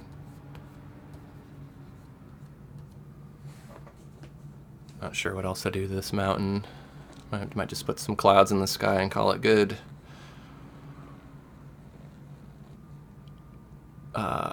Gold foil. Oh, it's looking nice. Thank you. ArtTube says, "Thank you, Aaron, for bringing such a good artist on your channel." You're welcome, ArtTube. Yeah. I'm gonna try to bring as many good artists on as I can, whenever I can.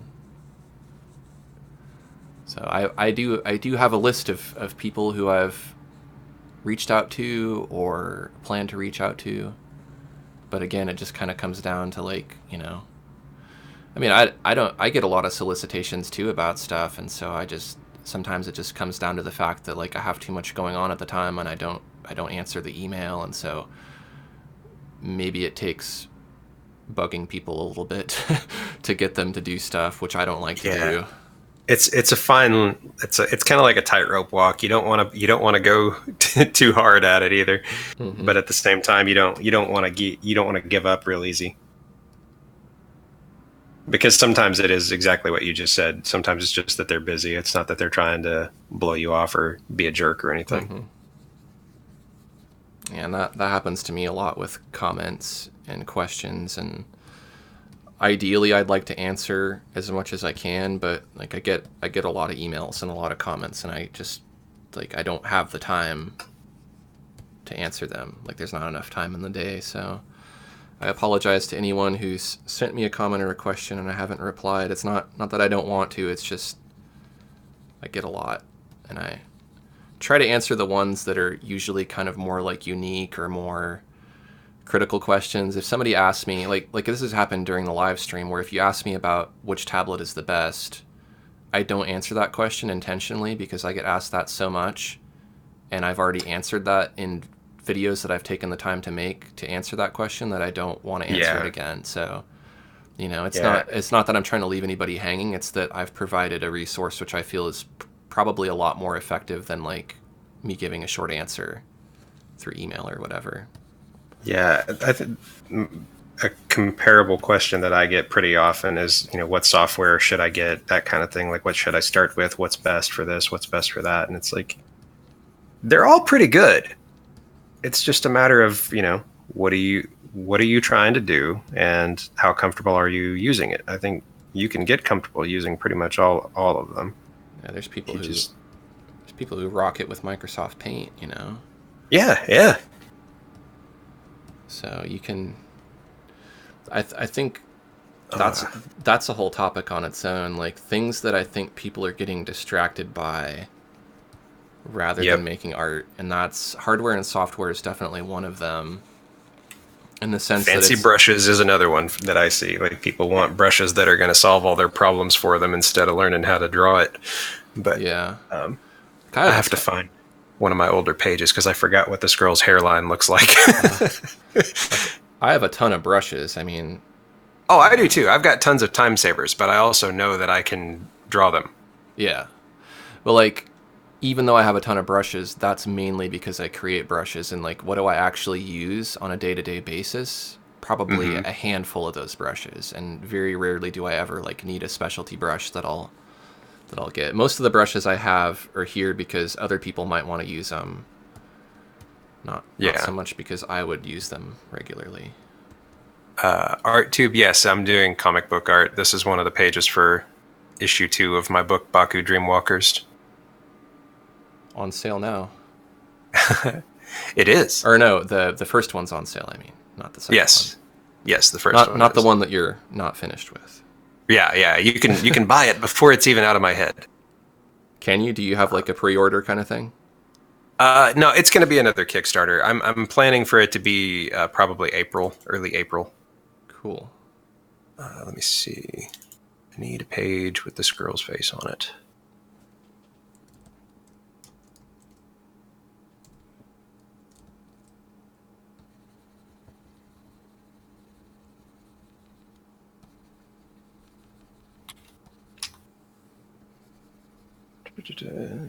Okay, so it mostly dangles in front of her head. I don't think I've drawn her with her hair back. That might be why I don't remember it.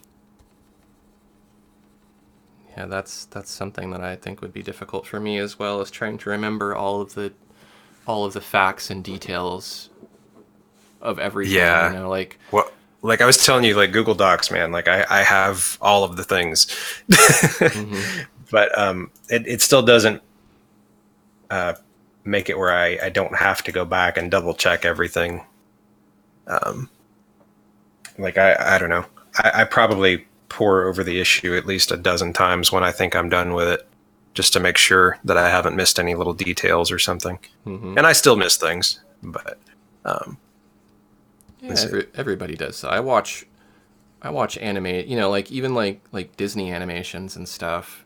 Mm-hmm. If you freeze frame on like Snow White and the Seven Dwarves, there's going to be plenty of instances where, you know, somebody's face is jacked up, and given they used people, you know, they had people like color and ink stuff that weren't as, technically good as the people who did like the keyframes and stuff like that. But Yeah. Well, and I it's think the it touches on what you were talking about earlier. Like, don't be bothered with perfection. yeah. Do what you can. That's not an excuse to be lazy, but don't stress if you miss something. It doesn't mean you're terrible at it. It just means you forgot something. Not a big deal. Keep moving. It means you're human. Yeah. Let's see. And a lot, I think Right. what a lot of artists look beyond, and they tend to focus more on like being good. You also need to be relatable. And one of the best Yeah. ways to be relatable is to screw up and Be make human, make mistakes. mistakes. Yeah. Um, Reagan asked what the hardest part about making or marketing my comic. Uh, Making is just the time, really. Like, I enjoyed the whole process of it, but like this year, I've pretty much clipped out all of my commission work. Like, I'm not taking any big commissions that are going to take me, days or weeks to finish. And based on what I've calculated, I should be able to kick out an issue every 3 to 4 months if I'm doing it by myself, Mm-hmm. which is not very fast in the comic world because they typically put out stuff every month. Um, as far as marketing, I mean, I'm no master at that. I haven't cracked the code, so to speak. It's just I've been doing stuff online long enough that I have a little bit of an audience, and I've done a few Kickstarters before, and and I try to put my heart into everything I do, and I think that helps. But I think that's all good advice. I mean that's the foundation of what you need to be able to sell anything. You have to have an audience. You have to be passionate about it, and you have to have experience in that industry or in selling things. So it's not like overnight you can launch a comic book. no, not at all. Like, I bought, geez, I've got stacks and stacks of books on. I mean, not drawing. I'm pretty comfortable with the drawing aspect of it, but as far as like writing and keeping the writing interesting and how to tell a story, what are the pieces of a story when you break it into the arc and everything. Like, it's like 5 pieces. I forget the names of them, but I've got it all, like books and other people's tutorials. Like, Mark Crilly is somebody I watch a lot of on YouTube. He's got a great series on writing and drawing comics. And but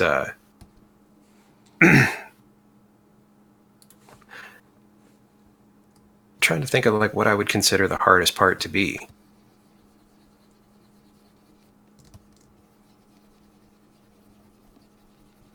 The most boring part for me is making all the little word bubbles, but but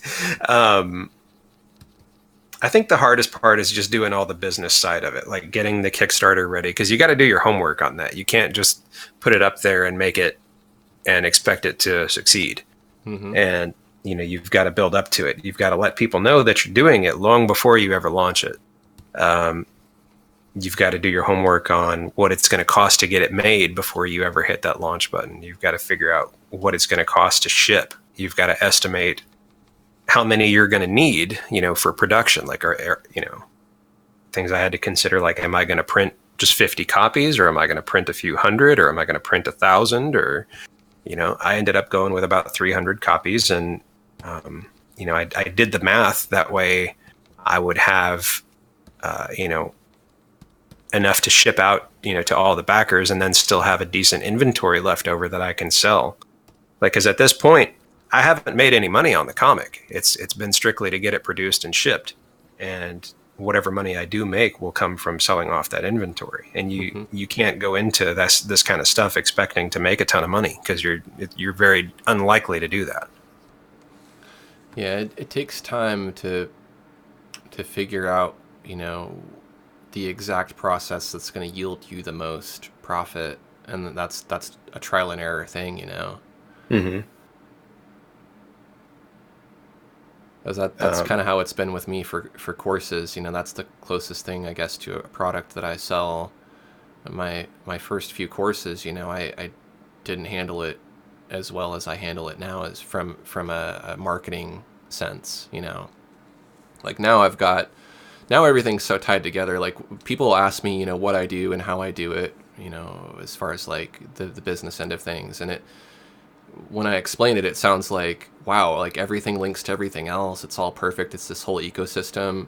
Like I knew what I was doing, but that's not at all the case. Like I figured out each piece of that step by step as I went along. It's not like I sat down one day and just wrote out a business plan and, did it that way. So a lot of it has just been like trying it. If it obviously doesn't work, then okay, don't do that. And then if it does work, then do more of that. And so that's kind of Yeah. been.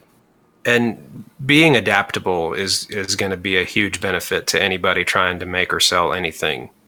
And because very often you can do all the homework and make a plan, and then it may not work at all how you thought it would. Mm-hmm. Um, I say I've had a few successful Kickstarters. I've had a few that didn't fund as well, and you never really you can do the digging and try to figure out what exactly it was that made it not succeed, but um, that is for smarter folks than myself. Mm-hmm. I Yeah, mean, I can guess, but I like to just figure it out as I go along. I mean, I do occasionally try to look up articles and resources, and it does cross my mind to take business classes and stuff, but mhm. I accept that there's a certain amount of business management that comes along with being an artist, but I don't really want to be like a salesperson. That just doesn't feel right to me. Yeah. I don't want to be manipulating people that hardcore. Yeah, well, and that's the thing is like any kind of sales and advertising, you are kind of low key doing that, but it's like you. I'm learning that I have to be comfortable with a certain degree of it, right? I don't ever want to be misleading. I don't ever want to try to like trick people into anything. That's not what I'm saying. But like it's really hard to find that balance of like, okay, how often should I talk about my comic on my YouTube channel, or how often should I say, hey, if you're interested, here's the link, you can go buy it, or pledge on this Kickstarter or pledge on my Patreon or whatever it is, and it's like, because you're juggling the reality that you need the income to survive, but you're also trying to carry the reality that you don't want to be a constant commercial to the people that like your work. Mm-hmm. Yeah, it is a difficult balance. I think the people who are super successful at it they're not that considerate. They're just like, whatever, I'm gonna bombard people all the time, because you see like big companies that have Facebook and Twitter and all that stuff. They post all like multiple times a day, and oftentimes it is the same ad over and over and over again, and people do Yeah. unsubscribe, but in the end it nets them profit. So Yeah. but it's like I just don't feel comfortable doing that. Maybe I'll change my opinion on that, and maybe I'll be more aggressive about marketing, but I'm not really at that point now. I kind of like to let it happen organically. I'll promote a little bit here and there, but yeah, I mean, I'm kind of with you on that. Like I don't want to be a nuisance. I think there's other ways to do it tastefully and get your work out there without overdoing it. Yeah. And I've been trying to analyze that, like, who are people that I have seen that have had good success but aren't constantly throwing it in your face in a buy me kind of way. Mm-hmm. And I've mentioned him once already, but I honestly think Mark Crilly is a great example of that. Mm-hmm. Because he does comics and manga, and he's got some art books as well, and he's very good at, like, I basically call it just kind of low key advertising. Like um like if you have you ever watched any of his videos? Yeah, I'm Okay. subscribed to him. Yeah, I figured you would, because he was like one of the first artists on here. But he at the end of his videos, he never really says, by the way, here's the links, go buy this. He does it in a way where, like, he'll present his products and he says, I want to thank every single person who's supported this. By the way, if you're interested in it, it's available here. Mm-hmm. And that's really what he does. And it's not done in a way where it's like it feels like an ad. He does it after he's already given you the content of the video, and I think that's cool. Mm-hmm. I think that's a pretty crafty method of presenting what you do. Yeah, because it doesn't always work out in your favor if every time you make a video you're like, oh, buy this or subscribe to my channel. Sometimes it actually has the opposite effect and you get unsubscribes. So there's a tasteful way to do it. Just figuring that out, and that it's also like what works for one person may not work for someone else, and so you kind of have to test the waters. Well, and if you are going to do any kind of advertising that involves you talking about the product, like you've got to be 100% confident in it because it's going to come through how you feel. Mm-hmm. And if you don't feel confident, then it basically comes off as you not believing in yourself or your product. And if you don't believe in it, why should anybody else? Yeah, exactly. That's kind of the fundamental. Like you said, if you don't believe in yourself, no one else believes in you, and then you're kind of stuck. So having some self-confidence goes a long way, and it's not every artist is 100% self-confident, but it's something that you can work on. You can train yourself to be more self-confident. Yeah. And there's a huge value in doing things not art related, I think. I started this past summer, I started like getting up in the mornings and working out almost every day. And just getting kind of into a decent shape and feeling better about myself. It's improved all aspects of my life. Like I feel better about everything I do. Mm-hmm. Like I still don't feel like everything's perfect or anything. I don't want to feel that way because I feel like, if you feel like everything's perfect, you're not going to be looking for ways to grow. Yeah. Yeah, it is good to take care of yourself and your mental and physical well-being. For someone like me, I sit in a chair all day, and I need a reminder to get up and do some steps or have some physical activity. Otherwise, I'll just melt into my chair. So let's see if there's any final questions, and then we can wrap up. Sure. Here, I'll save this. I'll switch the camera back on. Eric says Galen should be more at ease with the commercial aspect because money is very useful.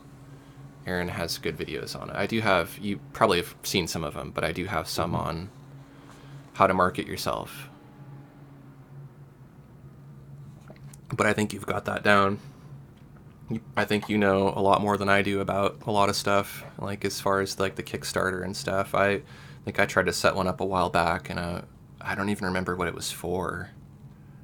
But I don't even think it got approved. It wouldn't have gone anywhere because I put hardly any thought into it at all. I just kind of was like, oh, cool, Kickstarter's a thing. I want to make money.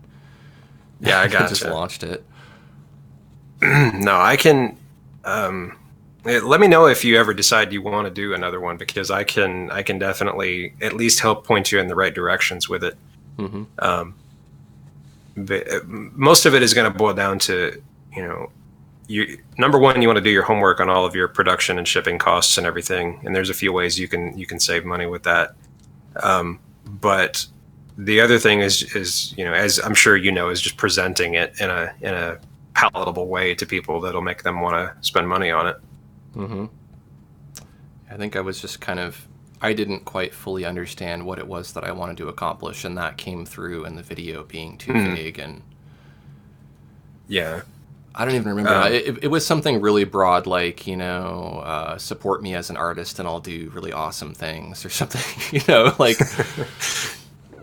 Since then, I've narrowed it down to more specific things that I want to do, and I'm doing a lot of that through Patreon. But there are some bigger things, like, people have asked me to write books for Corel Painter and digital art, and that's something that would probably be better for Kickstarter than Patreon.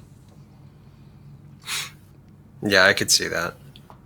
Yeah, because Patreon, I'm sure you'd think of it the same way. It's more of a subscription service than it is a product. Mm-hmm. And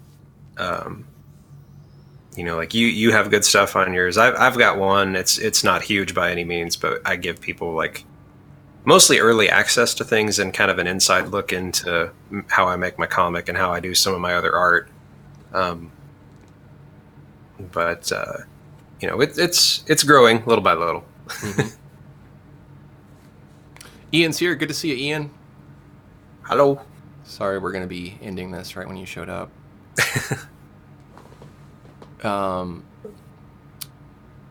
So I think we'll go ahead and start wrapping this up. Galen, is there anything that you would like to talk about or promote before we go? Feel free to show web pages or share links or type the link into the chat, whatever.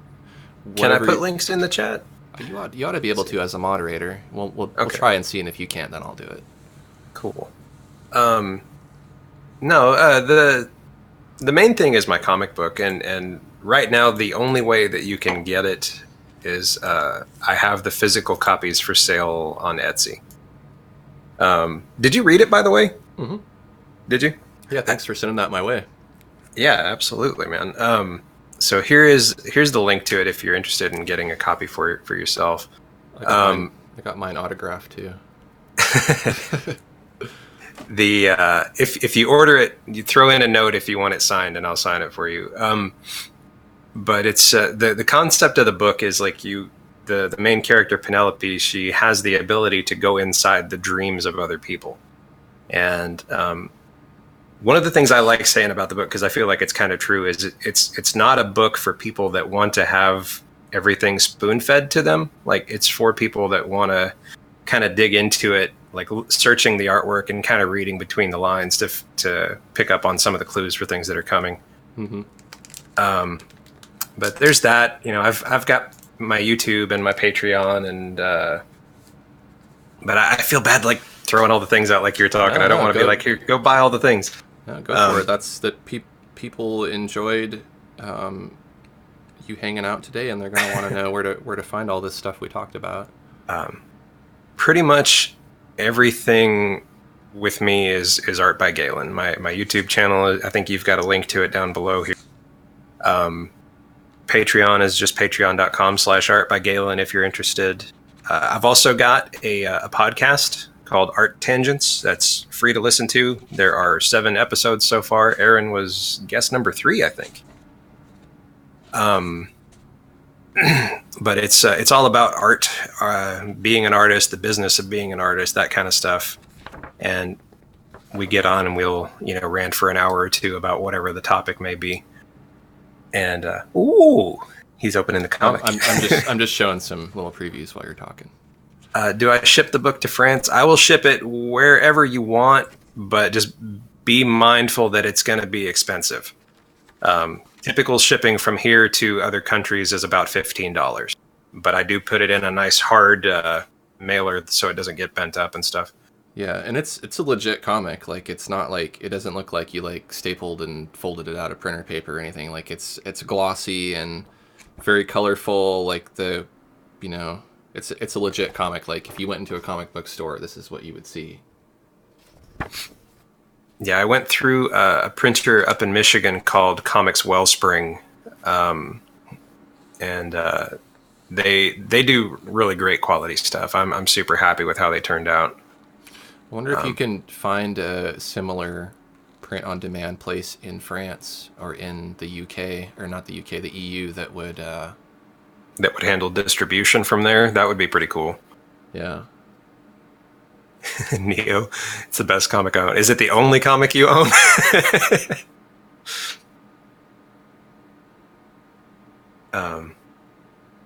Yeah. See, that's another thing I would have to figure out the logistics of, because I know I haven't run any board game Kickstarters myself, but I've illustrated for a lot of board game Kickstarters, and I see they have to deal with that kind of thing quite a bit because shipping is so expensive. Mm-hmm. I do plan in the future, like once I get to, I don't know, probably 5 or 6 issues. I've got the first 12 planned out, and which is it's so tempting for me to just talk about what's coming because I'm really excited about it, but I Yeah. don't want to spoil it for anybody, so I don't. I Yeah. just sit here and I'm just like, you know. Yeah. But there eventually will be like a trade paperback version of it, the thicker one that's got the first handful of issues, and probably about the same time will be the digital versions. That said, when I do the Kickstarter, you can get a digital version at the Kickstarter. That's cool.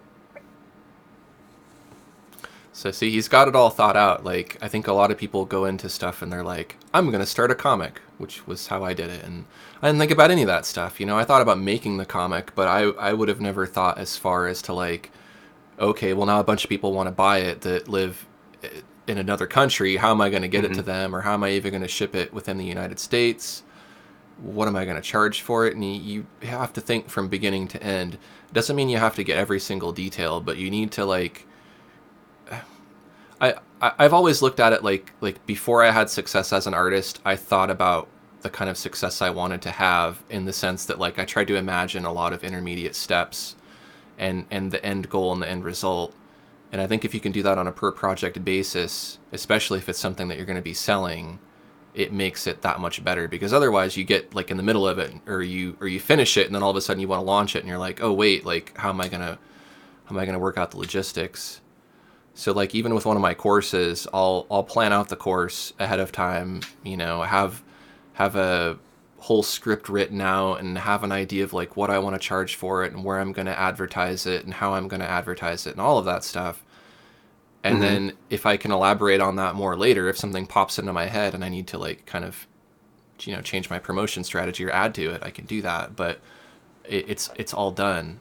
And so I think even if you're not going to sell a product, even if it's just another sort of artistic or creative endeavor, it doesn't hurt to think ahead rather than be stuck only in the present. Absolutely. And you, like you said, you see it a lot with people that have projects, and especially like on Kickstarter and Indiegogo and stuff like that. You can definitely tell the difference between the ones that have put the thought into it versus the ones who just jumped in and said, "Okay, let's do this." I'm going to drop the link in here as well for the Cool. for the podcast. This is directly to where I host it, but you can also listen to it on Spotify, iTunes, Google Play, all that stuff. You can hear me rant and ramble on there too. Yeah. With Galen. It's By our the comic. No, I completely understand. I completely understand, Lord. It's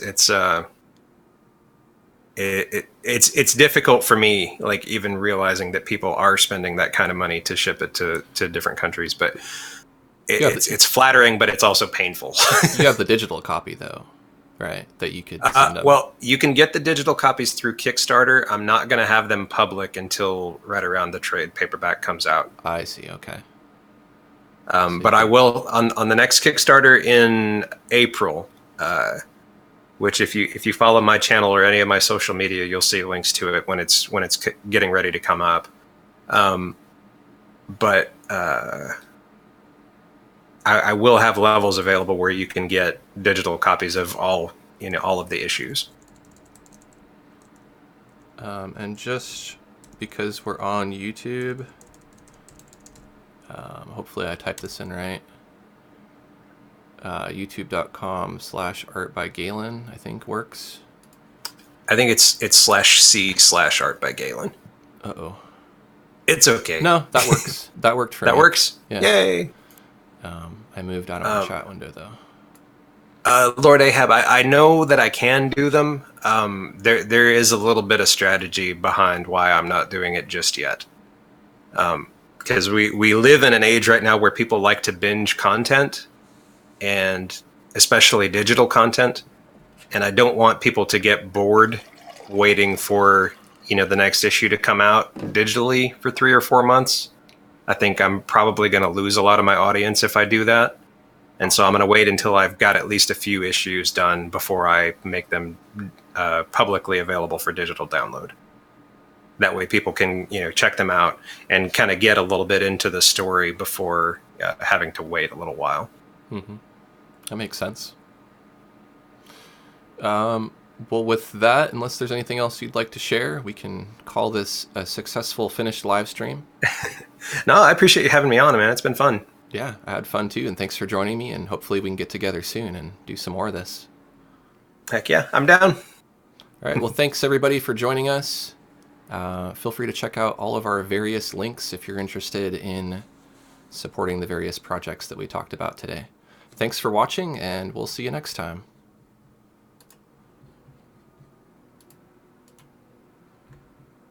Now I just have to figure out how to shut this. Jane, stop this crazy live stream.